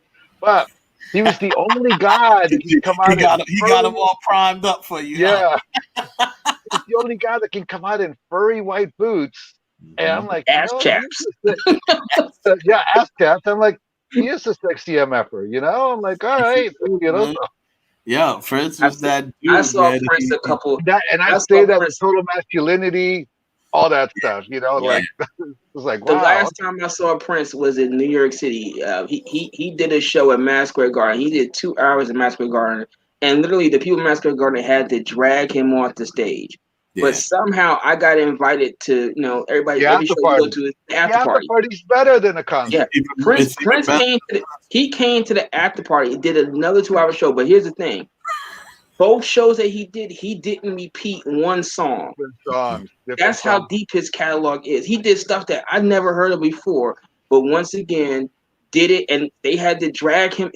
He was the guy. He's the only artist I've ever seen live that just wants to be there. Like he doesn't care how long he's on it. That's what on the he stage, needs to be there. Stage. He doesn't want to get off the stage. He don't want to go. They actually said that too when he did the after party for that. Remember they did that anniversary for Saturday Night Live. Yeah, the 30th anniversary or something like that. And Prince played the after party. That was the same thing that I think that was the same one that Eddie Murphy came but made like an appearance in. You know, he didn't really do much, but he just kind of came. He just showed up. He said his one joke and left. Like one thing left. But okay, yeah, that was it. But yeah, he did the after party, and they were filming it, like they were live streaming it and stuff, like on Instagram or whatever. And he was just killing it. Yeah, and he just keeps. Prince Rock was like, "Yo, Prince is in here killing it," and it's just come on. The guy played the halftime at Super Bowl in the rain. Yeah. In the rain. Played Purple Rain in the rain. He didn't actually had Purple Rain going on. And he didn't come out there with nobody holding an umbrella. He's like, listen, I'm just doing my thing. And once again, they had to drag, and the NFL people had to drag him off the stage. They wanted to cancel. Yeah, they wanted to cancel the halftime show. He was like, nope. Like, why? And they're like, it's raining. And he's like, so. Yeah. So are you? I think he probably sat there and said to the commissioner, "So are you going to cancel the game because of rain? No, then don't cancel my show." Cancel my show. No, that's good. That's good. Yeah, Purple Rain is definitely an important one to watch. Yeah. What's your next one? All right, now my next one, because I'm debating it, but my next movie is going to be Robert Townsend's Hollywood Shuffle, 1987. Robert Townsend, I just said the first movie I said, Soldier Story. Robert Townsend was a part-time player in movies. He's in the background of like Soldier Story. He was in a movie called Streets of Fire, but now he's taking the forefront of directing. And the story itself it's a great movie, but it's the behind the scenes is more interesting. That he funded the whole thing with his credit cards to make this movie. He kept getting a new credit card each week. Exactly. He just kept getting a credit card to make this movie. He's like everything will be fine as long as I got the credit card. I can. That New American Express that pays for my film, that pays for the camera, that pays for the lights, pays for the cast, and not from that. The other things that came from that movie, like you had young Keenan Ivory Williams, Damon Wayans, John Witherspoon, and people that helped launch their careers, you know. And then he took that, which isn't on the list, but because I don't know how to categorize it, he did a series of HBO specials called Robert Townsend's Partners in Crime, and the centerpiece was The Bold, the Black, and the Beautiful. It was the greatest thing you ever saw, and that's who he was, and he's still like that.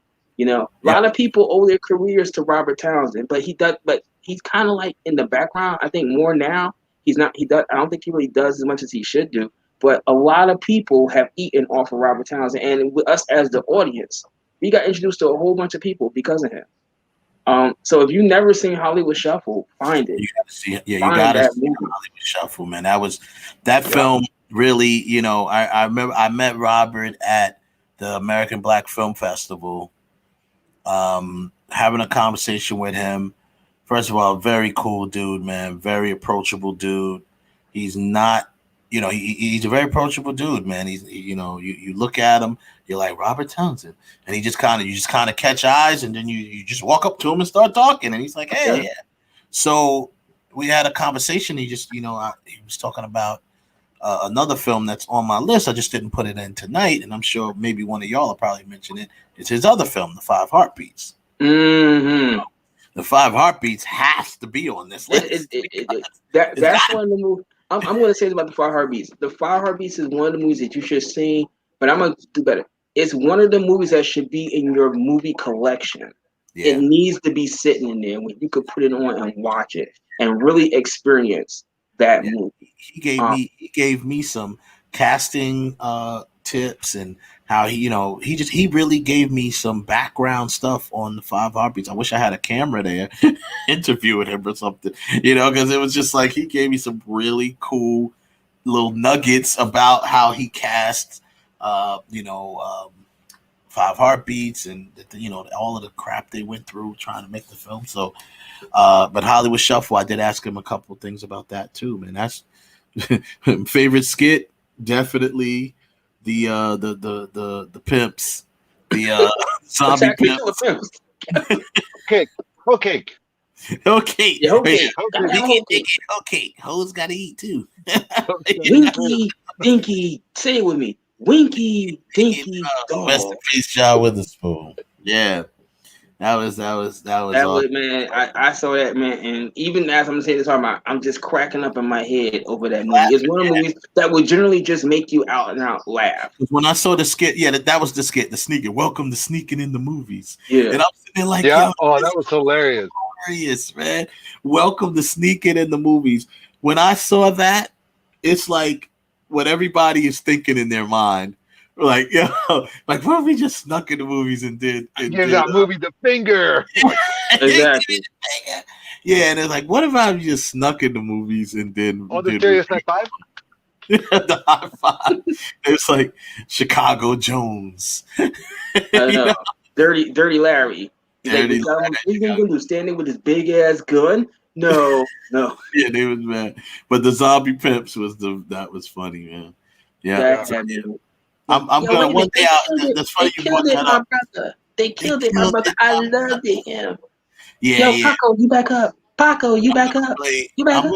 I'm gonna upload maybe next week, or since this is Black History Month, my coverage of the American Black Film Festival that year was very cool because that was Robert Townsend. I interviewed him. I did interview him later, another day. It was at the premiere for Black Dynamite. It was Black Dynamite was debuting at the American Black Film Festival in Miami, and Robert Townsend was co-signing the whole thing. He's like, "Yo, man, this is a great film, man." So it was cool. We had HBO, the blue carpet, HBO. We just kind of had a nice thing. You know how I do, Tony. I get those interviews. Gotta do them, guerrilla style. Guerrilla style, Block TV, baby. But so what else? Is that it, or what else you got? All right. My fourth movie that I'm putting there, and I think I was debating this one more because I'm sitting there. My number 4 movie, a movie that you should have seen to earn your black card, is going to shock you, but it's House Party, the original House Party. And I'll tell you why. That don't shock me. No, but I'm going to tell you why. Because at that point in time, 1990 when it came out, we had a whole decade of teen coming to age comedies, Fast Times at Ridgemont High, all the John Hughes movies, but you never saw it from a black perspective, where you had two characters, kid and play.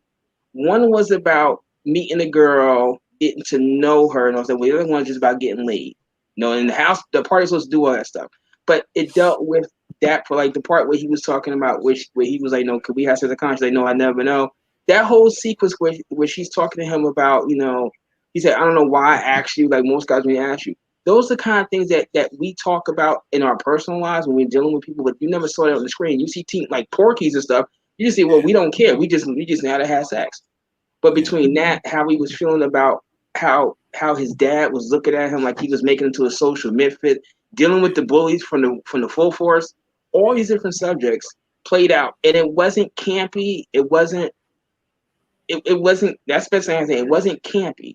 And it wasn't trying to be strictly just give laughs and giggles. They want to give you a little bit of serious undertone in it. Like, this is a real, this is fictional. It still could be you.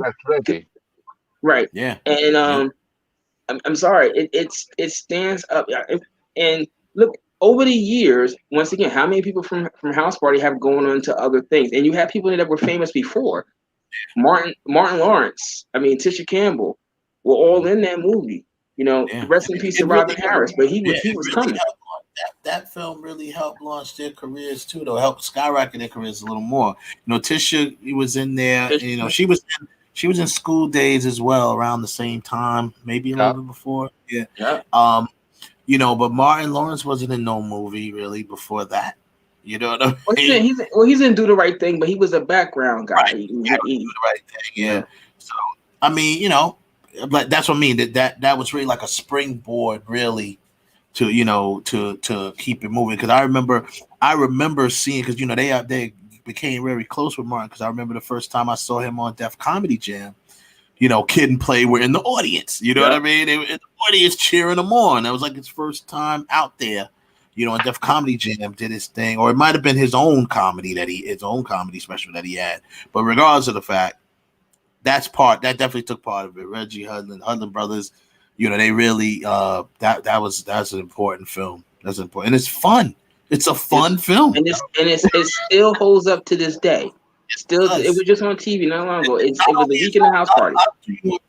Not only does it hold up, Ralph, it still stands up. Like you don't really have films that stand up against it. And film, they've been trying to make sequels and different versions of it. None of them have worked. Not one of them have worked. So when you watch it, you're like, wow, this was a fun film. You know, like you said, it had those serious undertones that, you know, dealt with real situations, which was related. Very cleverly weaved in there, because most people would just see it as a comedy. You know what I mean? But it was weaved in there very well. And yeah, you know, I should give my man shout out to DJ Bilal, who, you know, part of the group Groove Be Chill, who was originally a part of the original version of House Party before Kid and Play came on and you know, did the roles. But Groove Be Chill, you know, Chill, obviously Chill Mitchell, Daryl Chill Mitchell, who, you know, was in the film. He's the one who has that hat on. You know, that's what people know him by, that hat. He's the skit man. He's the skit man. Yeah, he did that, and you know, and then all of them is in there. So that was cool, man. That's a good movie. That's a great choice. Great choice. And my last movie for the night, even though I have a much longer list, I think we ain't gonna give it all to them tonight. We gonna stretch it out. Right. But this film is once again not one that you should have seen, but should be in movie collection. That's Malcolm X. Of course. Without a question. Still young Denzel Washington, but also young Spike Lee. What he did to make that movie, and I've said this too. Listen, there are a bunch of times when people have taken off work to go see a movie. They're usually for some special effects movie, like now the Avengers or a Marvel movie. Back then, it might have been Star Wars or Teenage Mutant Ninja Turtles or something. I went to go see Malcolm X down in Newark, New Jersey at a 1:00 show on the Friday open, and the entire theater was sold out for the day. Every show with Malcolm X was sold out. Teenagers were taken off from schools. Parents were taken off from work because it was like, this is not a movie that we should see. It's a movie that we need to see, and we need to see it on the big screen. Yeah, there were schools taking, you know, there were teachers taking field trips, taking kids to see this film. Yeah, I remember that. For Spike Lee to do this 3-hour epic on this man who a lot of us had heard about, but a lot of people, because they really don't teach you, at least I don't know about now, because that's not, they really didn't teach you about Malcolm X too tough in school. They taught you about Martin Luther King, but not about Malcolm X. They said, well, he existed, but you didn't really see what he did. And to see this character, the transition, he goes from hustler to leader, you know, to now outcast, you know, it was just remarkable. And it's at that time, the few black directors weren't doing 3-hour long epics. This is and it's moving. It doesn't have periods where it just slow. It just keeps moving at a steady pace. And like I said, once again, the behind the scenes of what it took for this man to make it, they didn't do that to white directors. They did this to him. They wanted to do me. I wrote something for my creative writing class. I wrote something about, it was about Spike, period. But I mean, Spike pretty much had trouble with almost every movie he did, except for The Inside Man. You know what I mean? Like he pretty much had trouble getting funded, because The Inside Man was like, okay, we're gonna give you the budget, we're gonna give you the, just do it, just direct it. This is not a Spike Lee joint. This is just directed by Spike Lee. You know? So it's like, all right, cool. But it's like, yeah, I mean, he and we had, shout out to Winston Sinclair. We had Winston Sinclair on the show, you know, a few months back, you know, who was very, very close with Spike. She casted 22 of his movies, you know what I mean? And she's, you know, she talked about the experience with Malcolm X on the show. It was just a great experience, and the things that she had to do, and, you know, everything about it. There's some, I'm just gonna, some people are just shouting out movies in the chat room. Joseph puts up Black Panther, Hell Up in Harlem, Notorious. All those are down there, Joseph. All those down on the list. I have thing, of course, that's in there. Yes, I had the list. The list that I created is broken into 3 categories. I have it as movies that you definitely should have seen. Then I have movies that if you didn't see the definite, if you saw them, that's a good alternate. And then television series that you should have seen. That you should have seen a TV series is you should have seen at least 2 years of that show. You know, seasons, yeah. In order for you to get, if you like Wes, he said he never saw Oz, The Wire. I don't understand that one, but you should. He never saw King Kong, and he never saw Godzilla, King of the Monsters. Monsters. Man, that's a whole nother card. That. now I got to create a cool card. Like, how you keep your cool card? Yeah. Don't even give him the cool card. He's like, doesn't even get it. You haven't earned it yet. It's not in your wallet. It's not in your wallet. What's in your wallet? Not the cool card. Not the cool card. Let's get to your list so you can get that popping. I once again, I don't lie to my audience. I have never watched The Wire. And I'm gonna be honest with you. I've never really had the desire to watch The Wire. I just never did. I don't know why. I just never did. Maybe you gotta know who the hell Stringer is. You gotta know who Stringer is. And McManus. I don't know. I really don't. There's just certain things you'll that really like it. You'll like it. The second season I didn't like too. The second season was okay, but the first, the third, and the fourth were like, wow. Particularly the third. It's in the queue. It's in the queue. Matter of fact, when I was watching, I was rewatching The Sopranos, and I remember this guy told me, an Italian guy, a friend of mine, told me, do yourself a favor, stop watching The Sopranos and start watching The Wire right now. I remember he said that. I mean, he wasn't down in Sopranos. He was like a big Sopranos fan, and I had already seen bits and pieces of Sopranos. I hadn't seen the whole series, so I saw like most of the seasons. And whatever, but the earliest seasons I didn't see. So I was like, let me go back and watch it. Enjoyed it or whatever. Still pissed off at the last episode. That was the last episode was like, come on, man. Really? He died, by the way. Huh? He died. Oh well, in real life he died. No. He got capped. That's, this is what supposedly happened in there. Did they ever put they never put the ending out? No, they never did. But God, I forget her name right. Jamie Lynn Sigler played one of the characters. His daughter.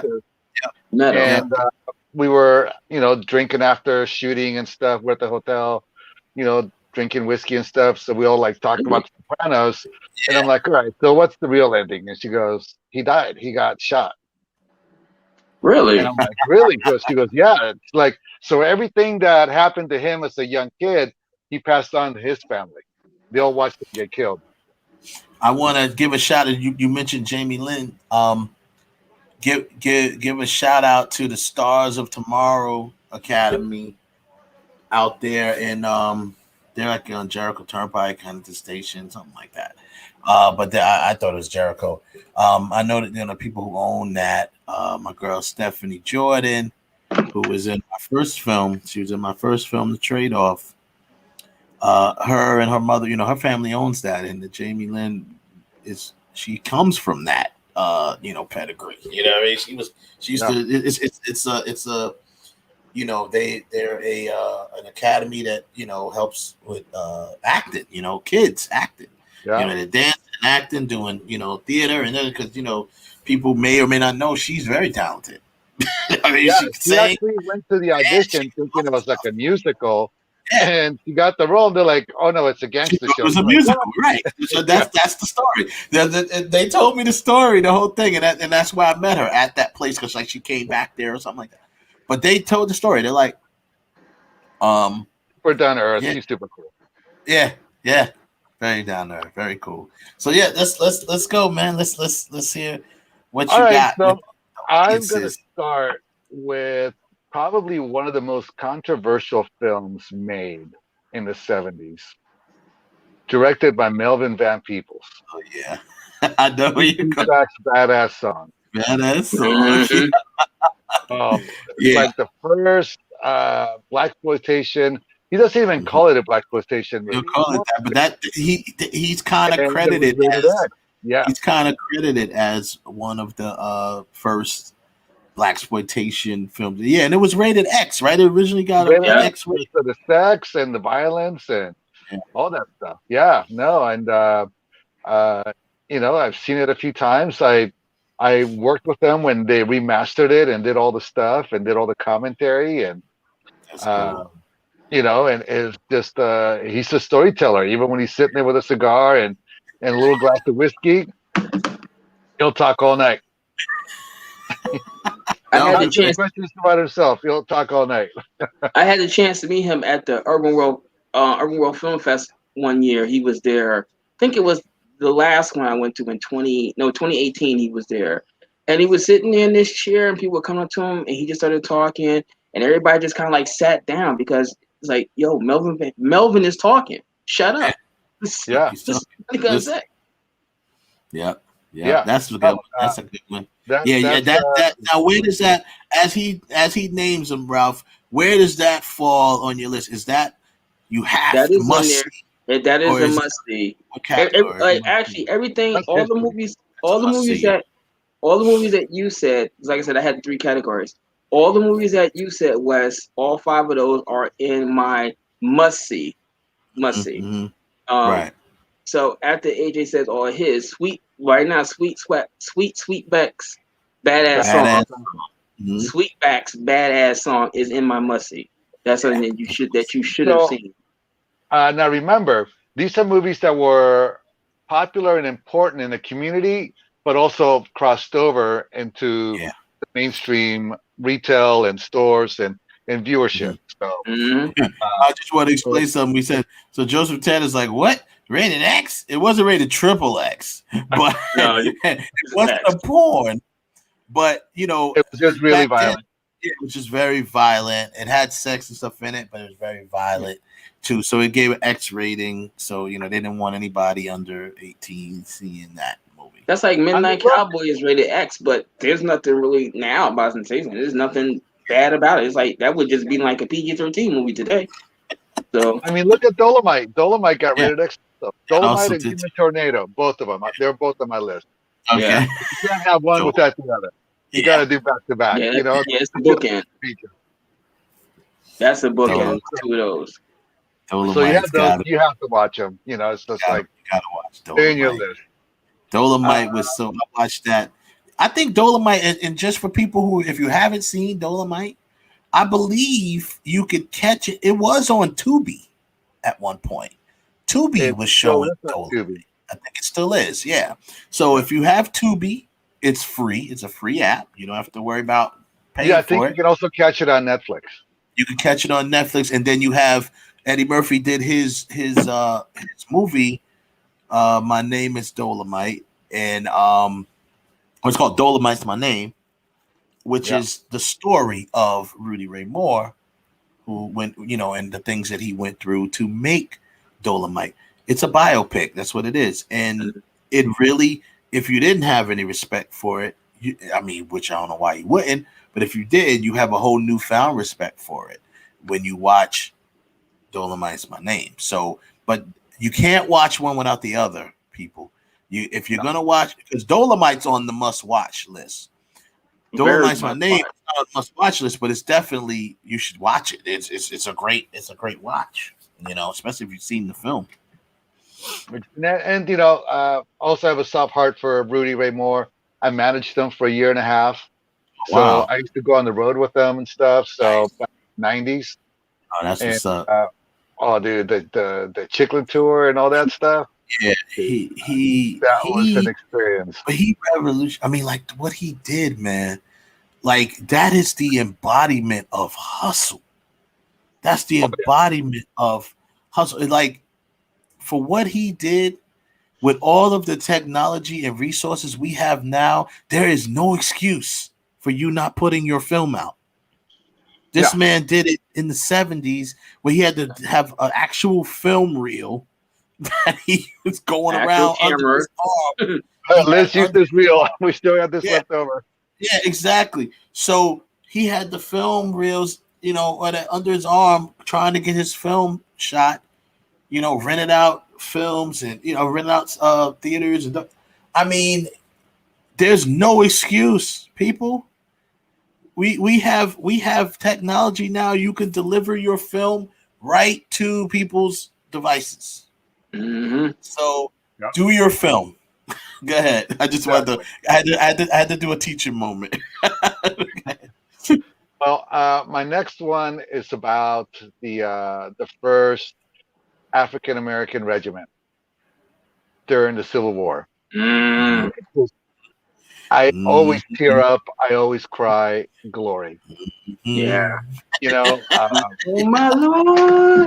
And you're talking about young talent and coming out and all the talent that's in there that's huge today. It's incredible. Mm-hmm. Yeah. Oh man, that movie. Woo. Yeah, like you said, I can't. First of all, if you can even watch this movie, you can be white, black, anything in between. If you can watch this movie and not tear up, you have no heart.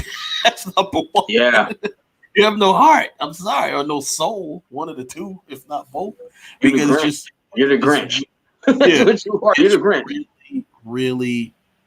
Yeah, that this is a must see too. That you guys see this.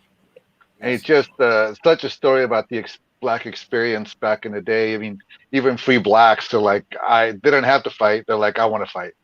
Yeah. So that's like, wow. All right. I love the fit both. Yeah. I don't know if we mentioned this earlier, but the color purple.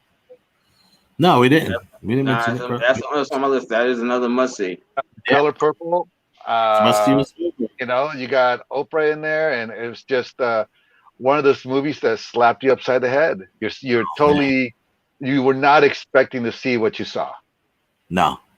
And I'm glad you mentioned that, AJ, because I think when I saw The Color Purple, I did not see not one trailer for it. Like, I had no idea what the movie was about. They misled you in their advertising because it's not what you saw. Yeah. They misled you in advertising on purpose. Then, because I definitely don't remember all of the violence, all of the domestic stuff that was going on. I didn't. No one, like you said, we weren't ready for it. It was great. Seeing a woman be powerful way back then. Yeah. It was never portrayed. We see it in present day films, but a movie that was set back in the 1800s, you never saw that. Yeah. I did not see The Color Purple in the movie theaters. I caught it when in the video store. And I didn't. At first, I was like, I don't want to see this. And then one day, one of the girls put The Color Purple on, and even because the one good thing about the video store is that we had a lot of downtime, so I was actually able to watch a lot of movies that I never saw. And I sat there one day, even though we had people in the store, I let them deal with that, and I sat there and I watched The Color Purple, and I was like, wow, it's certainly a good movie. And I know the backlash that nominated for them Oscars didn't get one. Spielberg is not nominated for Best Director, which he rightfully should have been. But once again, it's a movie that still holds its day and it's still relevant. I think that's the more important part, not the fact that it holds up, that it's still relevant. Exactly. I mean, career-defining moment for Whoopi Goldberg, despite her having an Oscar for Ghost, and she should have had an Oscar for that. And certainly Whoopi Goldberg, Oprah Winfrey coming out, Lawrence Fishburne is in the movie. I mean, it's like, wow, just a great cast. Danny Glover, man. Ray Dawn Chong. Where the hell is Ray Dawn Chong at? She just Glover from that movie. He's retired. Like, he made some people's lists of best villains. Yeah. Mr. from Color Purple. He made some lists. I've seen lists online. Best movie villains. I see Danny Glover on there with Deserve it. Oh, hell yeah. Hate to say it, but he deserves that title. Oh, you will do right by me. you will do right by me. So there it is. There's the the freeze. It's funny because now I got my next 3 films, and I got like 6 more total. Okay. You know, because we already went over. I got like 40. I got 40 on the shit of scene. So mine was just the top 12. Mine were just the top 12. So okay. The next one's another. It's a biography, and I worked with them also, but it's What's Love Got to Do with It. Yeah. Oh yeah. You know, it's Ike was a handful. I was doing a documentary on his life. Oh wow! I must have been interested right away. Dude, we were doing interviews, right? And we're doing all this stuff. We're having to do special things. He was paranoid of banks, so he never kept his money in any banks. So he had it under his mattress. He literally kept his money under the mattress. Money under this mattress, and his son would rip him off. Go in there and take money by the handful, tens of thousands of dollars, and we're just like, and he had like double bolted doors, you know, steel framed, all this stuff. But the kid had the keys. Like, well, that didn't matter, did it? But the biggest thing was he was so talented, but he was just hooked on smack so bad. He was just on H on the whole time. One time we were doing an interview, and we had him always mic'd up. So, and I got the audio here, one of the tapes in my office here somewhere. And you can hear him like getting everything ready. So he can shoot up again. Wow. And we're watching him and we're like, oh my God, is he shooting up again? I'm charging my phone. Oh, okay. We're like, is he doing what we think he's doing? We're like, yeah. Like, God. He went into an OD. So we had to rush him to the hospital. So he OD'd when you were getting ready to interview him? Yeah. So we had to rush him to the hospital. This is just one day out of 2 weeks that I spent with him. And his wife wanted nothing to do with him. And we're like, Tina, can you like give me one day? She's like, no, it's just gonna benefit him. Fuck him. And I was like, whoa. But yeah, I know she feels a little sad that he's dead, but she has no love for him. At least back then. She probably feels about this much sad that he's dead. She probably said, shit, he should have died sooner. Well, so we rush him to the hospital, and they start, you know, trying to do whatever they need to do, you know, to save people's lives. And he's mic'd up, and we're recording all this stuff. The doctor finally hears, sees, is like, is this mic on? And we're like, oh shit. So they turn it off. You know, I'm like, change the tape, and show him the tape like it's erased. And he's like, I don't want this getting out, blah, blah, blah. Because they went through all the procedures of what they do. It took them 30 minutes to revive him. Oh, wow. Yeah. We went back, you know, he wanted to go home. So he literally walked out. Then we went back to his home, and he started shooting up again. Oh, my goodness. And by this time, 20 of his worst friends in the world showed up to party. And I'm like, what are you guys doing here? This guy obviously needs to sleep. And, but anyways, everything that's in that movie was spot on, because he was literally selfish like that. Wow. Yeah. And I mean, the performances were, I mean, I'm saying Larry Fishburne. That's when he first came out. He was calling himself Larry Fishburne. Yeah, now it's got to be Lawrence. Lawrence Fishburne did such a great performance because he looks nothing like Ike Turner. But his performance just, I don't know, it brought you in. You know what I mean? It really brought you in where you didn't care. You know, like sometimes that happens where a performance just good music, man, and good music makes you move. Good story. And he was a genius. He was a genius. Yeah. Now, of course, Angela Bassett, she really embodied the Tina Turner character. Robbed of an Oscar. Robbed. Yeah. Got the nomination. She was robbed. I'm sorry. The year Yep. she was nominated for that, she should have won it. It shouldn't even. Should've It won should it. not have even have been a question. Yeah. Robbed. Yeah. Yeah. So anyway, so that's another one. Okay. And then I'm coming up to a film, and I'm gonna wait and save that for last. Okay. But my next film, I'm gonna have something fun. Friday. Yeah. You must see list for ever and ever and ever and ever. And Chris Tucker was just recently on Club Shay Shay, Shannon Sharp's show, Club Shay Shay, and Chris Tucker was on there. He confirmed that he probably will not do another Friday. Oh, he's not? Yeah, that's nah, man. The reason why, I mean, his reasons wasn't bad. He just said, well, I think what he was just trying to say is like he's just past that. He just don't want to reprise that character.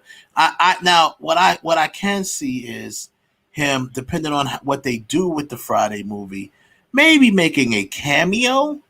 No. But I don't think he already said he's not. Smokey's done. Smokey's done. Yeah. He's beyond that character. Not just that. He's just like he said. I don't want to half-ass it. And rob the audience of what they really want. When I'm not going to play it like that. I'm sorry. He gave a half-ass performance in Rush Hour 3. I don't want to hear that. You gave me a half-ass performance in Rush Hour 3. I'm sorry. I mean, think about the character and think about the age. So the character now would be a 40-year-old, dude that just, smokes and sits around all day. Wait. Before I say, how many people do we know, whether yourself or friends that have someone in their family that's 50, 60 years old, still talking about, yo, pass the blunt. I know a lot of people like that. It's not exactly. It's not far-fetched. It's not character accuracy. He wants to. Yeah. Maybe feel he can't. Now that weed was legalized, I don't know what they're gonna do. More so now. I know. More so now. They're not talking about pass the blunt. You walking into people's houses and they sitting there like, yo, what's going on?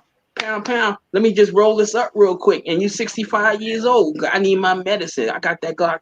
They're like, I've been lying on shit. Said I had glaucoma. Ain't nothing wrong with me. I just like getting high. Yeah. I mean, really. So that's dope. So Friday. Okay. My next movie is a strong female film. Goes back to the blaxploitation era, and it's Coffee. Mm-hmm. Pam Grier. Oh my God, I fell in love with Pam Grier. Yeah. Oh man. I think I married my second wife because she looked just like Pam Grier. That's funny. Yeah, Pam Grier.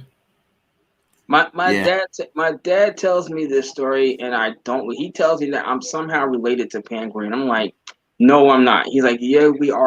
Our family is related to Pam Grier through this whole second cousin on the uncle's side from Colorado and all that stuff. I'm like, listen, bro, there's no way you're gonna sit here and tell me I'm related to Pam Grier. None.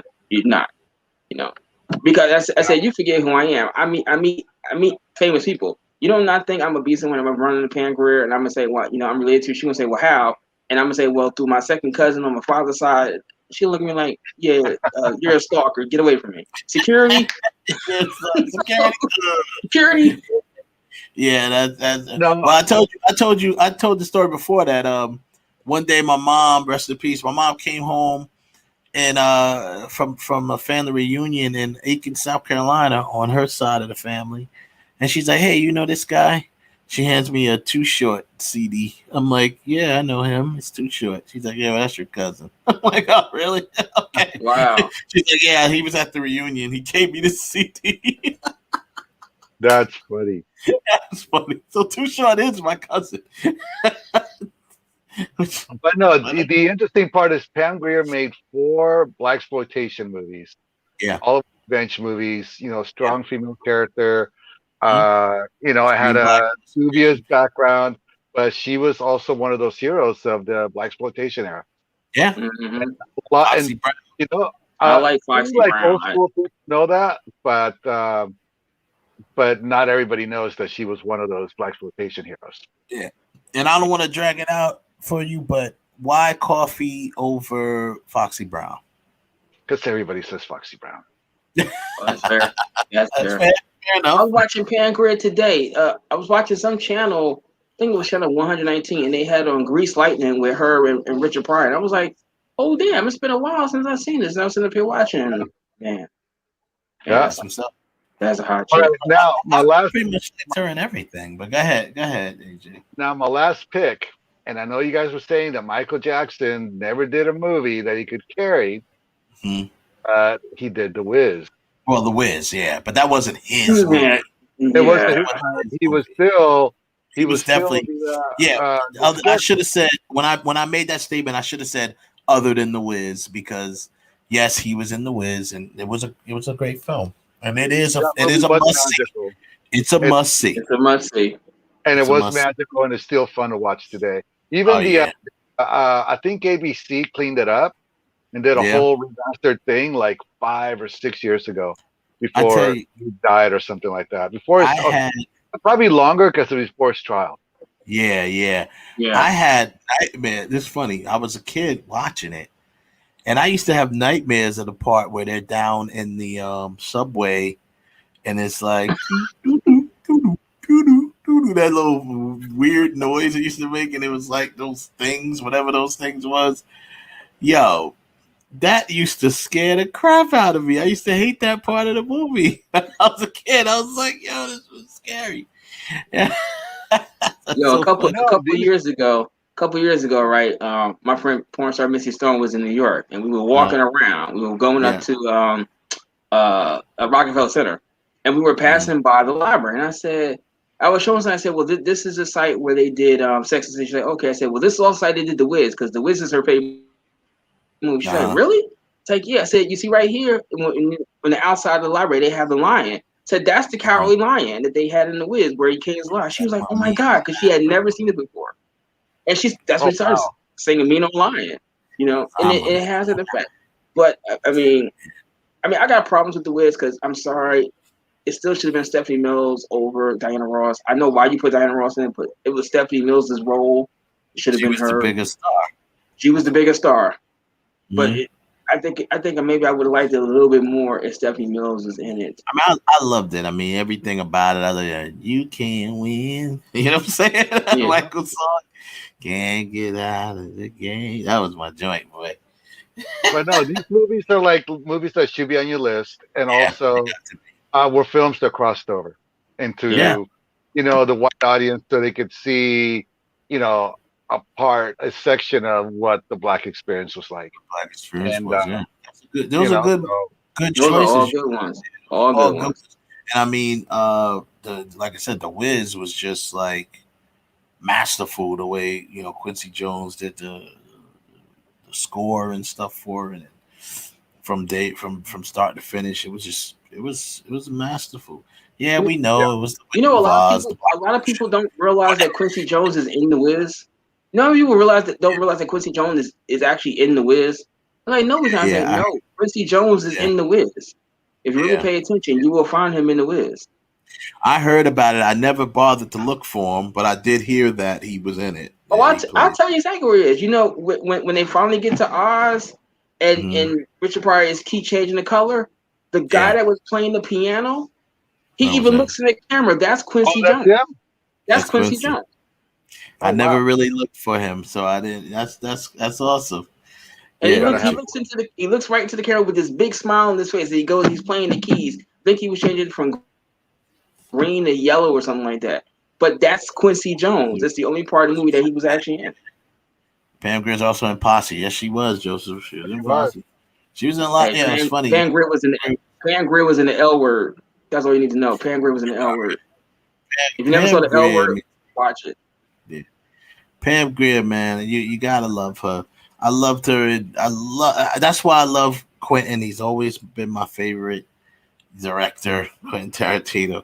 When he did Jackie Brown, you know what I mean? It was awesome. Quentin is like he will always go for the nostalgia, or for him, his nostalgia, or people that's his favorites, he's gonna go and want to work with them. And that's what's so awesome. Like that's awesome for him as a director to be like, I'm gonna go. This is the person I want to work with, and this is who it has to be. You know what I mean? HBO is rerunning Kill Bill. I was like, oh yeah, Sonny Shiba. He's got him in Kill Bill. Damn. Like, and I was like, yo, when was the last time I seen Sonny Shiba on the big screen? Street Fighter. It's like, damn.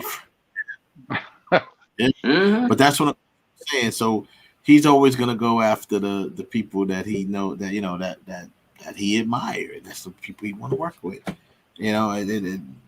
I loved his approach to all of that, to all of those films.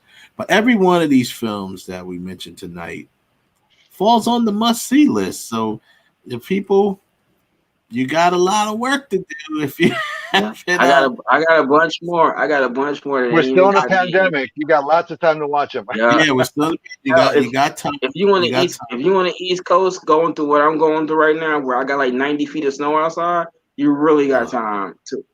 I'm literally, I'm not even kidding. It started snowing yesterday at 12:25 Sunday. It is still snowing now, and it's 11:04 p.m. It is still snowing. They're not expecting this thing to stop until tomorrow morning around 7, 8 o'clock in the morning. Oh, y'all buried. I went out there to go clear off the car. Right? Buried ain't even a word. It's like it's like I gotta have the Goonies map to go find it. Like, where the hell is? No, X marks the spot. That's how bad it is outside. And tomorrow I gotta dig it out. Like that movie, The Day After Tomorrow. You would go outside and see the Statue of Liberty like this. What the hell? So I want to mention our 65-degree weather and beautiful sunset I was looking at. Just cut him off now saying that crap. Just cut him off. 65-degree weather. Yeah, that's with right. A light breeze coming from the north. He's watching the sunset. Well, he already got at least. See, I got the same type of weather, but he got better views. All I can see, is a bunch of, Well, I got palm trees too, but he got LA, man. I love. He got the West Coast, man. I absolutely love it. You can see he's got the mountains and all that stuff. And he gets to see the sunset. Hey, but Ralph, you get to see the sunrise. You know what I'm saying? Would be.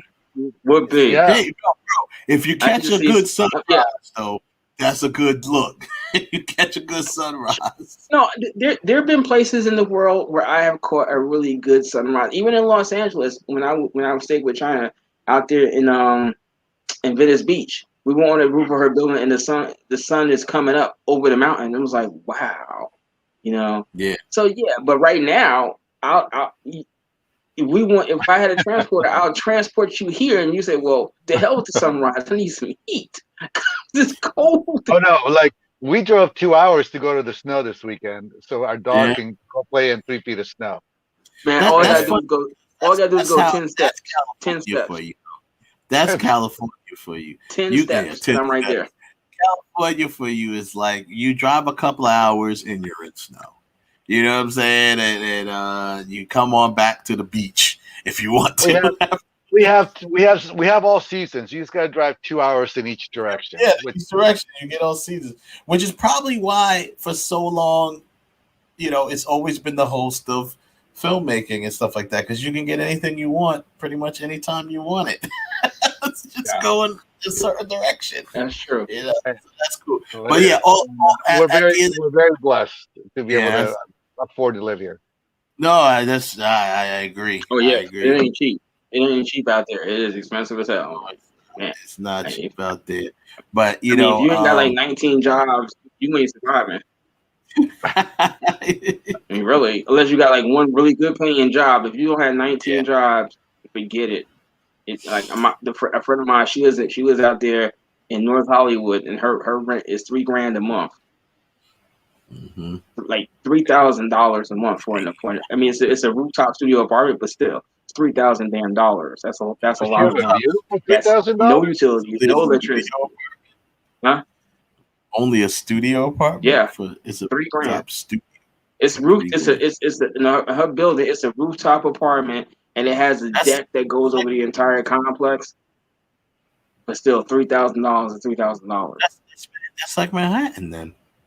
Same deal. If you like live in like the best part of Manhattan, you probably be able to get something like that. Same deal. Like $3,000 for a freaking closet with a kitchen. That's what you get. That's like isn't that like a week at the W? Yeah, exactly. For real. It is. It's Manhattan, baby, so you gotta pay that much. But yeah, like you said, it's California, baby. So so it is. See, you said it's so. Before we go here, I did want to talk about the see if you guys were excited about Justice League coming out March 16th. Yeah, man. No. This guy. Nah, man, I'm not excited. We're about to mute his microphone. No, I'm just kidding. I'm kidding. No, I'm gonna tell you this. And I keep saying this, right? Because Justice League was actually on TNT yesterday, and I said I watched it. We don't talk about that. Right, but that's what I'm gonna say. All I'm gonna say is that I'm hoping there's two names for that. It's either Justice League or the Whedon cut. The Whedon cut. That's all we refer to it as. I refer to it as the Whedon cut. Some people call it the Justice League. But yeah. Right. All I'm gonna say is that I am truly hoping and praying that when the Snyder cut comes out, that it is everything that we hope to expect. That's why I can't get excited about it right now. I mean, excited the fact that I want to see it, but it's like I feel like I need to see it. Wipe that movie what you saw out of your mind, bro. That's what Zack Snyder keeps saying. Wipe out anything you saw the other one. Yeah, wipe it out. That's how I felt. Like when I saw Batman vs Superman, I saw it in the movies. I was like, really? But then they start saying, well, when they come to DVD and Blu-ray, it's the Snyder cut, which is a vastly better movie. And I'm like, well, that's the movie y'all should have put in the theaters. It makes sense. That's Warner Brothers. That's what I told you. Warner Brothers putting in their foot, and that's what I keep saying the same thing. But now we have the latte drinking. Now we have. I believe ever since the merger and the takeover with AT&T and all that stuff, I believe they kind of helped put Warner Brothers a little bit, back a little bit in they place. No, because I don't think I'm saying. I mean, look at all the liberty they've given Zach for this. Look at this liberty he's got to do this. But he's literally going to put out a different film. But that's the problem. That's the problem. If Warner Brothers wants to give Zack Snyder more liberty to create this thing, and I got no problem with that one. But Warner Brothers is more than just DC. It's all your properties. The only property that Warner Brothers keeps interfering with is DC stuff. Mm-hmm. They didn't interfere at all in the Harry Potter movies, the Hangovers, and so on and so on and so on and so on. They didn't say jack. Why do you constantly keep messing up the DC property, which should be the backbone to your business? That's my only complaint. So now if Snyder comes out, right? So if Snyder comes out again, his cut comes out and it's vastly, not a little better, vastly better than what was originally released, like Batman vs Superman. Then I should tell them, leave the DC people alone. Let them do what they're doing because they know what they're doing. Leave them alone. Like I said, you didn't interfere with the Harry Potter movies. They like if they get if they hear like one negative remark or one negative emotion from a film, they get freaking spooked, and then they're like, hey, do this, change this, do this. Because remember when Zach showed them his cut from before, you may have had one person that, once again, you have one person or might complain, or even a critic or somebody might say, oh, Zack Snyder turned the lights on for a change, stuff like that. Next thing you know, they hear a couple of those rumblings and they're like, oh my god, this movie's gonna bomb. Let's do something else. Let's change it. Let's be under 2 hours. Leave the guy alone. Leave the guy alone. The same thing. The same thing with Watchmen. With Watchmen, they butchered Watchmen. The uncut version is vastly better than what was in the theaters, and it's a little bit longer, yes, but it makes more. That's the problem. It makes more sense. Sucker Punch. I'm sorry, Zack Snyder. You still owe me money. Sucker Punch was really just a visual. Visually, it's beautiful, but the story sucked. The movie sucks. It was a great story. Visually, it was great. You know, it was. But you still owe me money for Sucker Punch, and you don't owe me matinee money. You owe me primetime money. See, matinee is like $70. I'll tell you a secret about Sucker Punch. I love that movie so much. I have a tattoo right here because of it. From one of its quotes. That's hilarious. Yo, I love Zack Snyder, and I love Zack Snyder's visuals. You know what though? During that time, I also was going through like a really dark time in my life. So wow, made a lot of sense to me. Okay, that makes sense. All right, just tattoo me. Yeah, just go ahead. Go ahead. But it doesn't say Sucker Punch. You know, it does. For those who have which character is it? No, it's the quote that the handler kept saying. You know, for those who have the courage, life has a flavor that the sheltered will never know. Yeah. Okay, that's cool. If you said it was a character, I'd be like, oh, come on, man.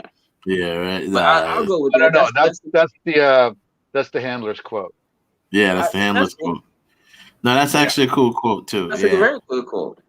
Yeah. Now there was some shots in that film that, like I said, really had me like, whoa, that's very cool how they do that, you know. But that whole train sequence, I love that. I love the sequence. I thought it was great, you know. But when it went back to what was supposed to be the real life, it was just depressing and dragging. I'm like, come on, man, really? And, you know, like I said, it's all about visuals with Zach, man. The visuals. But after 300, come on, it should have been rolling. I mean, the comic book is the graphic novel is. I mean, he literally copied the graphic novel. But that's what we always talk. You know my word. One of my favorite words, Ralph. Source material. Mm-hmm. Zach is very, very big on source material. But see, what people may or may not know, you know, he's an artist. You understand? He was an art major in college. You know what I'm saying? Like, he respects art. You know what I mean? So that's why he tries to figure out how to, you know, bring that art to life. Yeah, bring it to life. Bring that art from the page and bring it to life. And he's going to respect the source material. So, you know, samurai scene in the beginning. Oh man, that's just dope. Classic. Yeah, it is. It's classic stuff. But yeah. So all you know, in the 4-hour movie, huh? The 4-hour movie comes out March 16th, and the week before, that new, cleaned up, enhanced, better version of Batman versus Superman will be out. So that whole week, you're gonna get a build up, and then the movie. Yes. Wait a minute. So the version that's coming out of Batman vs Superman is more than what was they put on the Blu-ray. More than what they put on the Blu-ray. I love Zach, man. I love Zach. And so just like on Justice League itself. Yeah, I mean, Zach is really Zach is funny because you could tell he is just itching. He can't wait till this thing comes out because he is just itching because he keeps dropping little hints. Paid afterward. Oh yeah, he keeps dropping little hints. He keeps doing so. If you remember AJ, if you remember the beginning of when Justice League first started doing the advertisements. You know, when Zach was still the director, the first advertisement I ever saw of Justice League was of Aquaman, and the words said "Unite the Seven." That's what the words. That was so I remember. And a lot of people don't remember that poster because they must have pulled that poster down after the Whedon cut happened. They got rid of that because they had the Green Lantern and they had the Martian Manhunter, yeah. So I'm like, Unite the Seven. So all you saw on the posters were the ones that we saw in the movie. I'm like, wait a minute, why would they have something saying Unite the Seven? I'm like, Green Lantern has to be in this movie, or Martian Manhunter. I'm like, because with the people that they have there, it would have been 7 if you add like. You know who's the Martian Manhunter? Yeah, yes, I do. And I figured he would be him. Of Linux, right? Yeah. His character from Man of Steel. The general character from same guy. Yeah. Yeah, he's the Martian Manhunter. Yeah, because he's Martian Manhunter in his human form is a black guy, John Jones. You know what I'm saying? And he he's him. So that's gonna be cool. Ties all the way back into. He's like, oh shit, I need to go back and watch it again now. It ties right into Man of Steel. You know what I'm saying? Ties into Man of Steel. He also was in Batman vs Superman. For a hot second, she went and grabbed him up. And we're not gonna get regular Superman suit. It's gonna be black Superman suit. Black Superman suit. Yeah, I know that part. No red, white, no red and blue suit. It's gonna be black Superman suit. It's gonna be the black Superman. Yeah, it's gonna be. I'm telling you, it's gonna be epic, man. It's gonna be epic. All of the stuff that was supposed he's taken the liberty to tell pretty much most of the story that he wanted to tell before in a couple of different films. You know what I mean? Like he wanted to tell the story of everything that ties in now. And I'm glad you mentioned that, AJ. Everybody's gonna have to go. You're gonna have to watch this stuff before the movie comes out. You're gonna have to watch Batman vs Superman. You know what I mean? So it's gonna tie in. It's gonna answer questions. It's gonna answer questions. Max is huge. I said I might buy a new TV. I might buy a new TV just for March. I might buy a new TV. Man. About a new speaker too. Already waiting for that. Yeah. I already ordered. I'm ordering a new sound system because my TV. It's like I don't know. I want to say it's 50-inch or something like that. Not bad, But yeah, I'm getting a new system for it at least.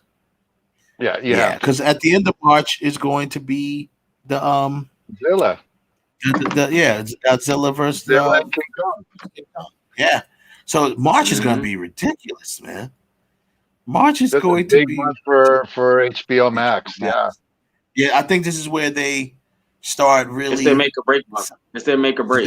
That's what I think. They make a break. They're gonna start really getting. And you know what? I don't know. I don't know if you saw the numbers, but I know that theatrically Wonder Woman didn't do too well, but streaming it killed. It did well over what they thought it was going to do. Okay. So they were very, very happy with that. Yeah, it's not a box. I mean, really, it's like a box office bomb. I mean, for what they made for it, it's not even coming close to what I think it would have been a bomb if there was no COVID. But those streamer numbers were huge. Those eyes, those are huge. You convert those into dollars, into new subscribers. It paid off for what they needed to do. I tell you one thing. I still haven't seen it. It's coming out. They put it on DVD in like 2 months. I said I'd get there and really sit back and watch it. For that, with that. Now watch her in Justice League with Zack directing her. You're gonna see a whole different Wonder Woman. Well, you know what he had to do? Matter of fact, he had to go back and fix all the bullshit that Patty Schneider did. Now Patty Jenkins did, so it'll fit Justice League. Because she didn't follow some of the things. It's like, oh man, she already knew that, so he had to fix a lot of shit with Wonder Woman. Wow. Yeah, I mean, so maybe because I think I know I saw it says it's coming on Blu-ray on the 23rd of March. He threw her the alley oop and she did a layup. She didn't dunk it. She did a layup. She didn't even dunk it. That's like you can throw the alley oop. You catch the alley oop and go like this and lay it up instead of dunking it. That's what happened, and he has to go back now. Matter of fact, she didn't even lay it up. She laid it up and it rolled off the side of the rim. So now he has to jump up and get the rebound and put back. And so the budget was originally $30 million to clean up and do. It's ended up a little bit over 50. Wow. That's crazy. 50 million I know he did reshoot. I mean, he did some extra stuff, but for the most part, $50 million to clean up stuff that he's already shot. You know what I'm saying? So it's not like $50 million that he's shooting. He brought in a couple of things. Brought Jared Leto in. Jared Leto's Joker's in it. Here he's very vicious in this film too. Yeah, I heard Jared Leto's Joker is vicious in this film. Oh, he sells out the Earth to Apocalypse. God, yeah. So, and I'm hoping they're gonna show something about why in Batman vs Superman you saw the Robin suit with all of the Joker laughs, ha ha ha ha, jokes on you, Batman, on the Robin suit in the Batcave. There is a backstory on that, from what I read. There's a backstory. I'm sure they're gonna talk about it at least. They got to touch on it. I think Zach said, you know what? I'm gonna tie up I'm gonna answer every question that people ever had from Batman vs Superman, and then some, and really carry the story forward. Like this is about as close as he's gonna get to tell the story the way he originally envisioned. So it's parts Justice League 1 and 2. And then the third one is supposed to be pretty much in the third Justice League if they shoot it. Yeah. It's where Batman sacrifices himself. So that way the Justice League can come back together and defeat Apocalypse. Yeah. So you'll see Ben Affleck's character die. Yeah. He that's what I'm saying. So the bottom line is, Zach had an overall vision. And I remember Jim Lee originally storyboarded out the whole, how it was supposed to go. So we're gonna also see Deathstroke in this, which is good. We'll see Deathstroke character. Because you had the Whedon cut, and then at the end of the Whedon cut, you see Deathstroke, and then he goes to see Lex Luthor, and you're like, what the hell is going on? People are like, what the hell? We're gonna do the Legion of Who Doom. is that? Yeah, people are like, who is that? If they had no idea. But I kind of got that was going to be the sequel. That there would have been a sequel with Deathstroke. So I wasn't questioning that part too tough. Well, some people question. If you're gonna change something, I'm still saying get rid of Jesse Eisenberg as Lex Luthor. He ain't the guy. He's not Lex Luthor to me. Sorry, he got to go. Nah, he was never. I did not. There's two castings that I questioned Zach on. I didn't question him on none of the other castings, including Jason Momoa. Some people questioned Jason Momoa at first. I didn't question none of his other castings. I questioned Jesse Eisenberg, and I questioned Ezra Miller. I didn't like him as the Flash. Never did. Still don't. Yeah, he's kind of goofy. Yeah, that way he runs just makes me want to puke. The way they show him running, almost like it's like he's falling on him. Like he's trying not to fall on himself or something. Trying not to fall on him. But anyway, and not for nothing. The other cast member that I kind of question is Amy Andrews as Lois Lane. Why didn't you get someone that was closer to in the movie his age bracket? Because Amy Adams, I think, is pushing 50. He's clearly still in his 30s. It should have been someone closer to that one. I don't think is she. Amy Adams is not Amy that Adams. You said she pushing 50. I'll have to Google that now. Oh, I'm Googling it right this second. I don't know. I mean, was she pushing 50 when they did the movie? All right, I'm sorry. She's pushing 47. Right now she's 47. Not when they did the movie though. Hold on. Wait. Where's it? In her early 40s, right? She was in her 30s. So she did all right, Man of Steel came out in 2013, right? So that means that she's 47 now. You're knocking off 7 years. All right, so she was 40. She was 40 when she did that. Okay. But at that time, Henry Cavill, who's now pushing 37, right, would have been 30. It's a 10-year time gap. And then if you want to say, well, they did it the year before, okay, so you say so he was like 29 and she was 39. The 10 year difference. You should have got someone that was more compatible in age, maybe 5 years apart compared to 10. Right. I'm just saying, maybe. It's okay. It's okay. Well, either way, man. That's pretty much. Well, wrap up this segment of the whole. We will continue with the movies, the movies that you need to see to get your black card or earn your black card or keep your black card. We'll continue with those as the weeks go on. But right now I think we started off with a really good batch of films that could keep a lot of people busy. Keep a lot of people. Hey, well, thanks for having me on, though. I really, I always have fun. Thank you for coming on and chilling with us, man. We appreciate you, and you're welcome to come back anytime, man, and give us the geek report. We do it just when I get my rematch. I need you back on. I get that rematch. Oh yeah, we got my rematch. I ain't letting it go. Yeah, man. You have a good night, AJ. All right, guys. We'll see you. Have a good night. Yeah. All right. Yeah, man. So yeah, I need my rematch. I'm not letting it.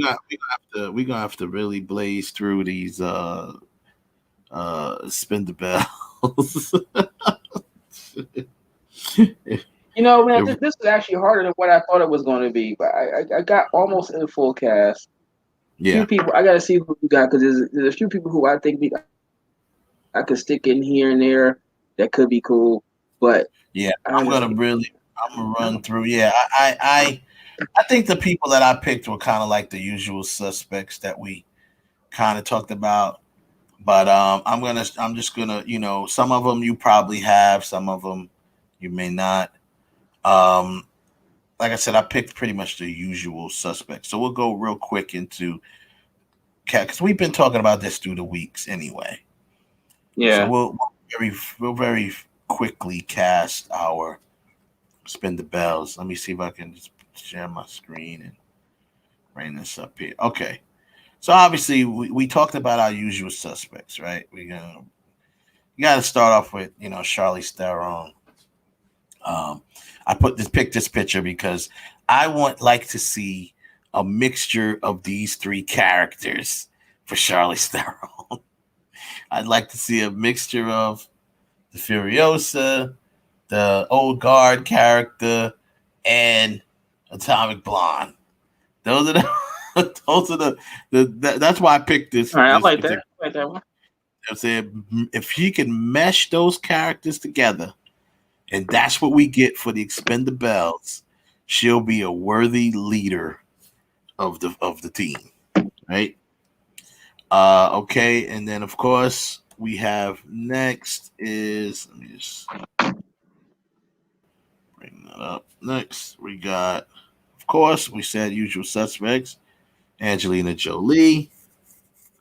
As we all know, I need this Angelina Jolie. I need the one from Wanted. That's the one I want. Or Salt. Maybe we can get a mixture of Salt and Wanted. I don't really need Laura Croft. I need Salt or Wanted. What about Mr. and Mrs. Smith? Yeah. Mr. and Mrs. Smith. Mr. and Mrs. Smith. I need bad when Angelina's always badass, right? It's like badass Angelina. She's always badass. Angelina Jolie, of course. There's Halle Berry. This is Jinx Halle Berry. I don't, as much as she looks, I love looking at this picture of Halle Berry. I don't want Jinx Halle Berry. I need this Halle Berry. I need John Wick's Halle Berry. I need this Halle Berry. Right? I need that one. And with the hair. Now I like Halle Berry with the short hair, but for this I need her with that long hair. Yeah, with the long hair. This is a picture of the training for John Wick, of her doing her. You see, she's not playing. She is not playing, boy. Look at her. She is focused. So that's right, Halle Berry. So those were the first usual suspects. Then, of course, Mila. I need and give me all of Mila, boy. I need this Mila right here. You need Alice. I don't even need Mila. I need Alice. Mm-hmm. It'll be cool. I need Lidu. I need, Alice kicking the dog. I need that Mila. Okay, my next one is Lucy Liu. Of course. I need this. I need this Lucy Liu. I think I had another picture of her too. But Lucy Liu, of course. And of course, I want to put Linda Hamilton in there. Like we said, she could play one of them roles where she pops up and not doing too much, but She's a cameo. Right, she's a cameo. She's It's a cameo. But she could still do something. Maybe pop up and blow something up or something like that. Shoot a rocket launcher or something. She could do something. But she's definitely not, cameo style. You know what she got it? But you know what she got to do? If she does that, she show up and she shoots someone with a rocket launcher. She got to turn around and say, "I told you I'll be back," and just walk off. Yeah. So we talked also about Sigourney Weaver being the villain. I picked this picture because this was a picture of her as a villain in the Defenders, the series Defenders. I think there's another picture I got of her here from the Defenders. She's standing there, the big boss, with all the people there ready to, defend her. She was a good villain actually in Defenders. She was a pretty good villain. So I definitely see her as the villain. And of course, Michelle Rodriguez. Yeah, Michelle Rodriguez is like, she looks badass. She don't even have to be acting. She looked bad. Michelle Rodriguez is almost a lock to be in there. Uma, but wait a minute. You know which version of Michelle Rodriguez I need? What you need?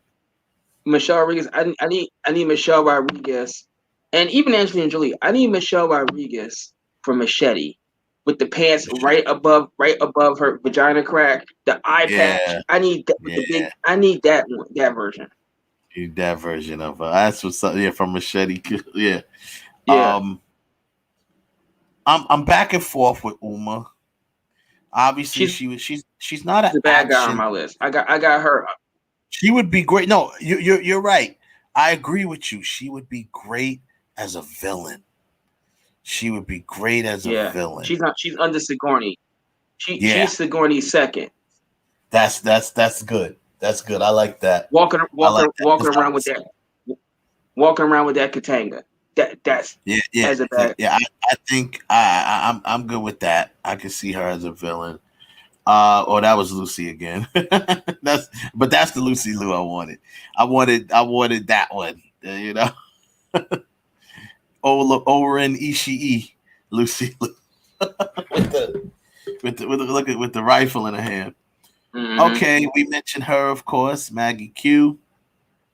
Maggie Q is definitely. I would love to have her. Now it'd be good to put them on opposite sides. Lucy Liu on the villain side, Maggie Q on the good side. That might be pretty interesting to have them square off. They could bring the martial arts to the film, as far as the nice fight scenes and, cool fight scenes, stuff like that. I'm almost done. So that's Maggie again. I just love Maggie. No, that's not Maggie again. That's Zoe. That's Zoe. Yeah. Zoe. I was back and forth with Zoe only because I was thinking about your criteria before about being involved in a franchise and stuff like that. So with her being involved in the MCU and the Guardians of the Galaxy and stuff like that, I was like, maybe she may not be in Star Trek, right? So I'm like, oh, maybe she may not be in it.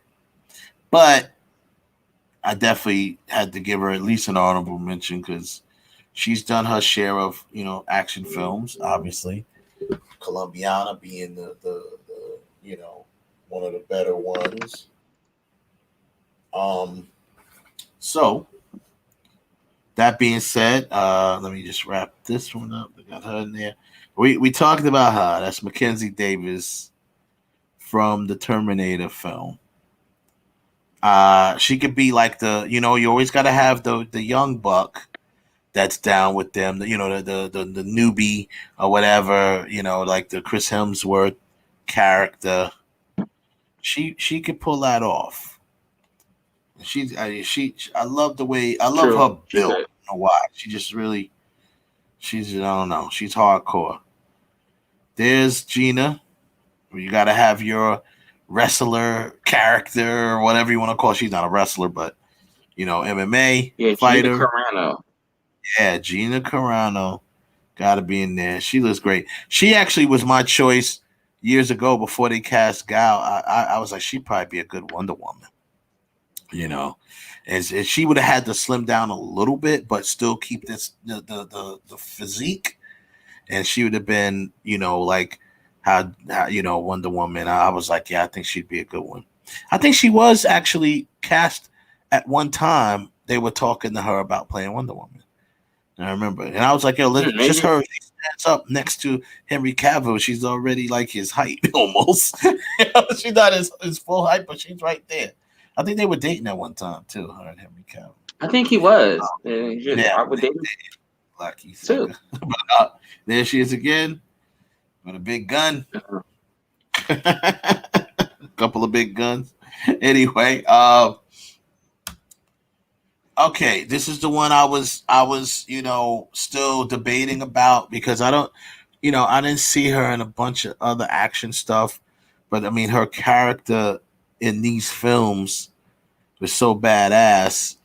They're not your typical action films; they're like action horror films. The Underworld series, but she's so badass in these films, man, and that stuff just fits her, man. And of course, I have to say, I can't wait to see her in the tight spandex or whatever that is, tight leather again, in the bodysuit, in the leather bodysuit with the twin guns. There's Pam Grier. I said she definitely should pop up in there. Wherever you want to. That's funny. She's wearing this whole little cowboy type deal going on here. Cowgirl, excuse me, type deal going on here. And I'm like, hey, that kind of looks like a character, like maybe she, whatever. I don't care who her character is. I think she looks like the character that Mickey Rourke played, the one that was doing the tattoos in the tattoo parlor. Yeah, exactly. That's what she needs to be, something like that. But I believe we have to put her in it. And that's all I got. That's all I got at this point. Those are the ones that I came with. Well, pretty much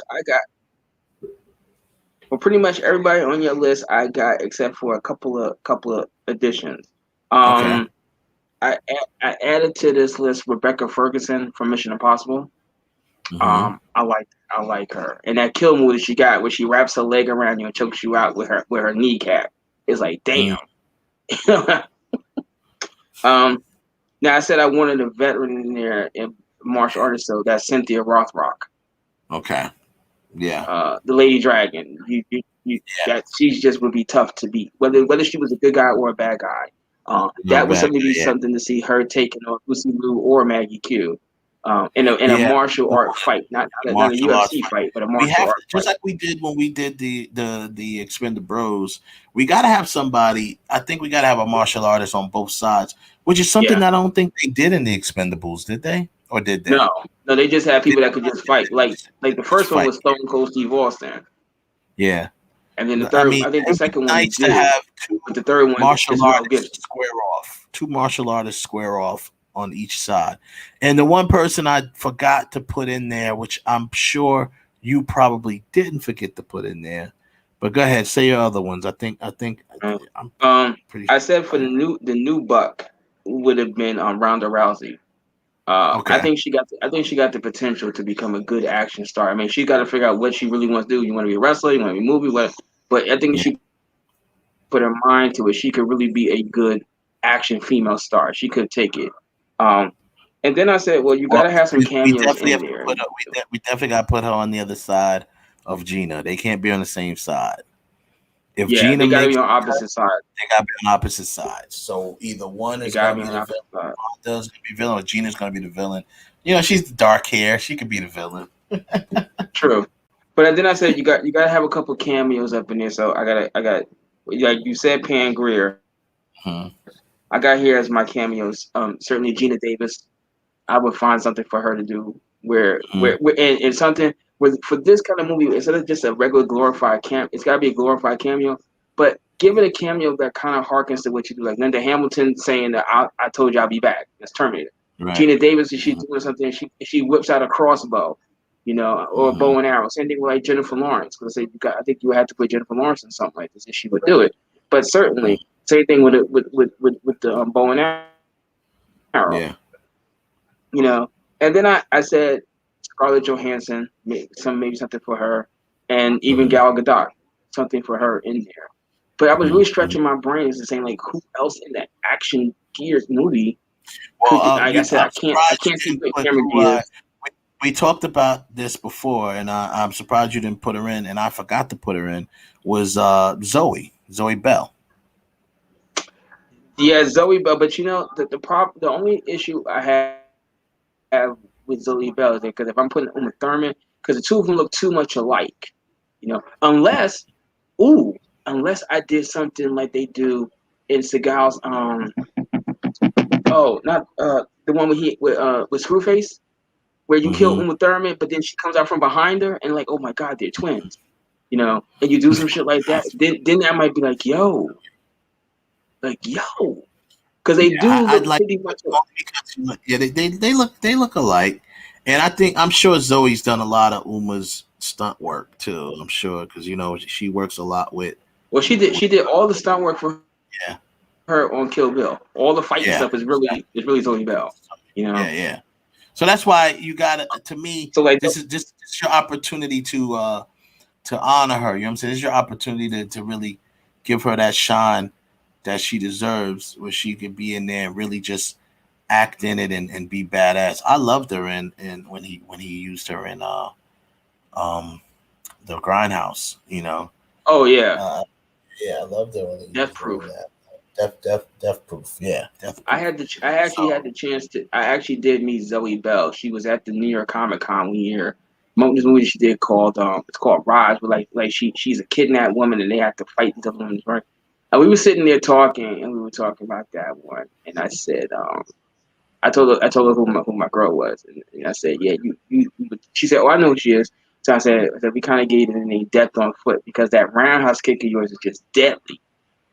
When she whipped it, so she does a roundhouse kick in front of me, and I was like, wow, just wow. But she's tough. She try. I mean, a lot of movies that she does now, she doesn't really fight in it, and she try to, I guess, emphasize the acting part of herself.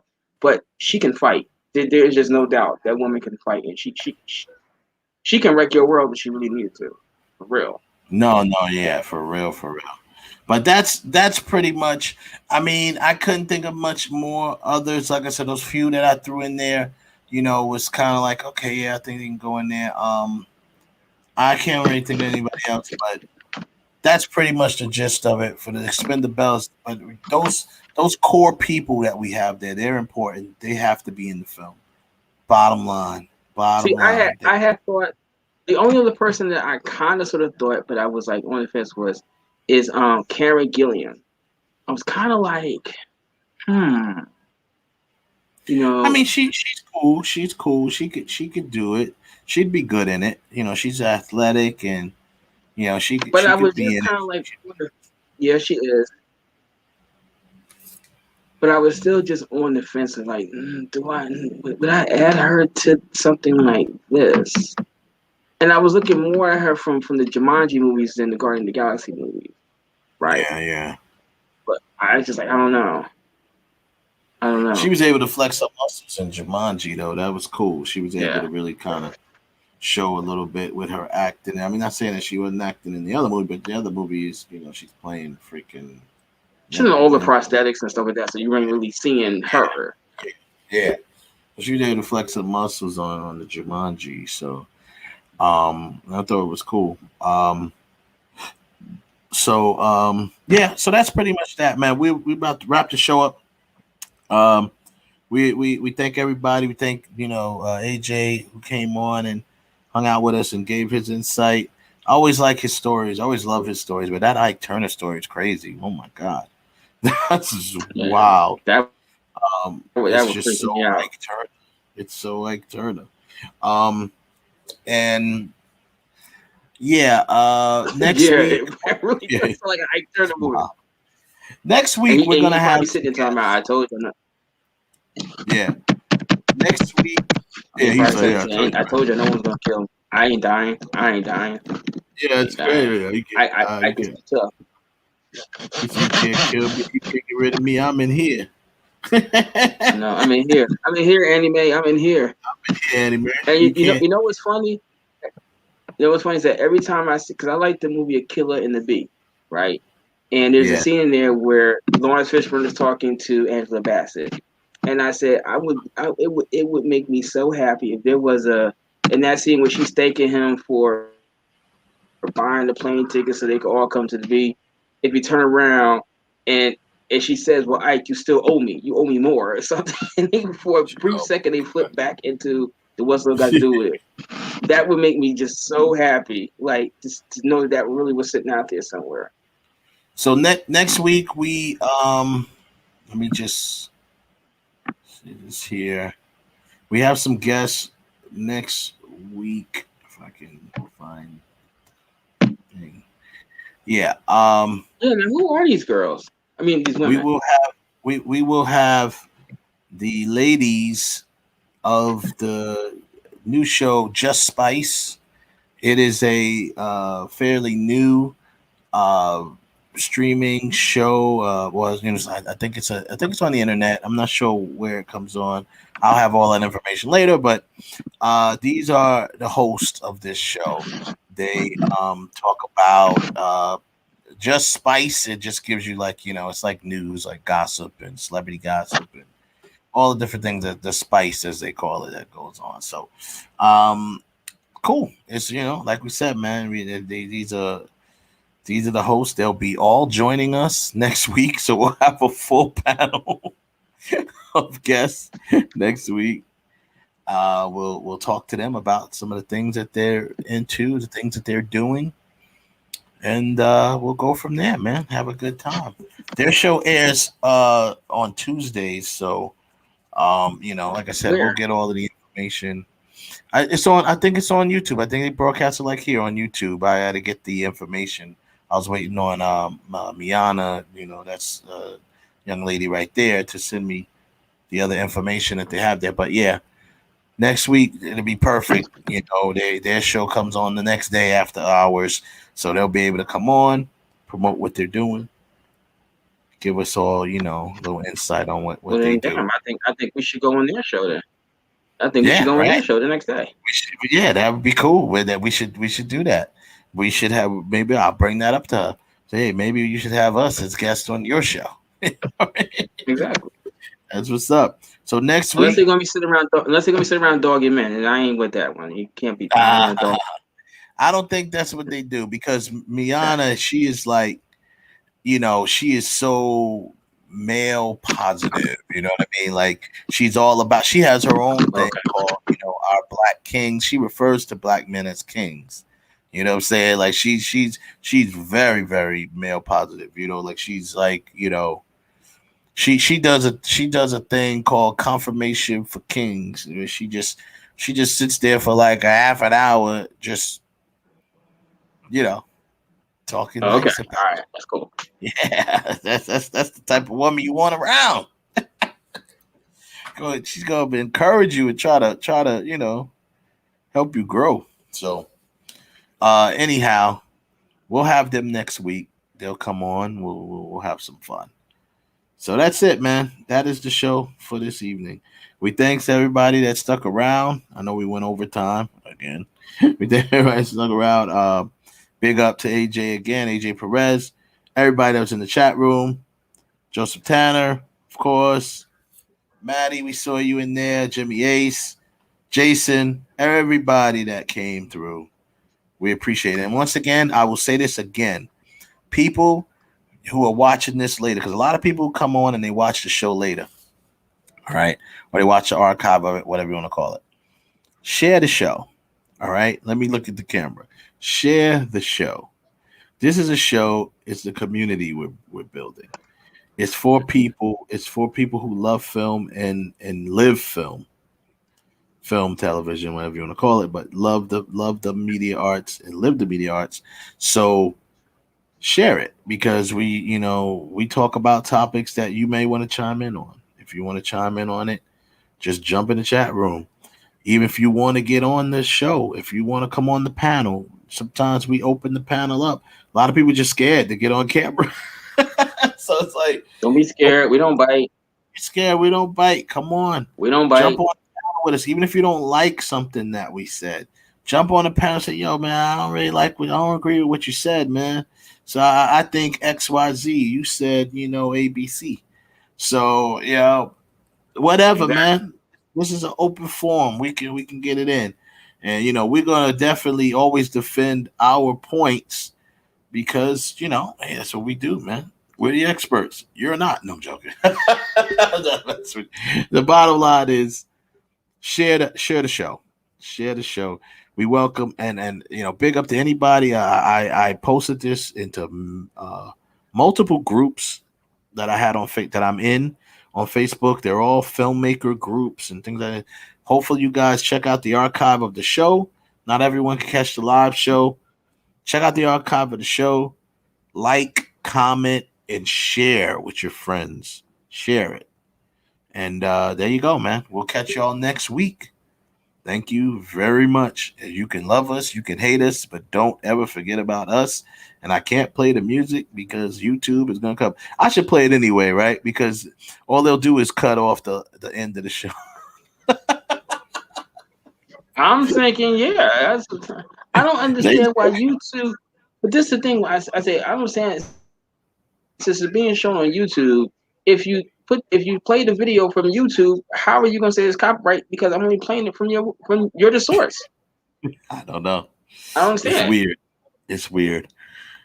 But that's cool, man. Everybody have a good night. We will see y'all next week with the girls from Just Spice, and we'll be talking more Black History Month stuff. Peace out.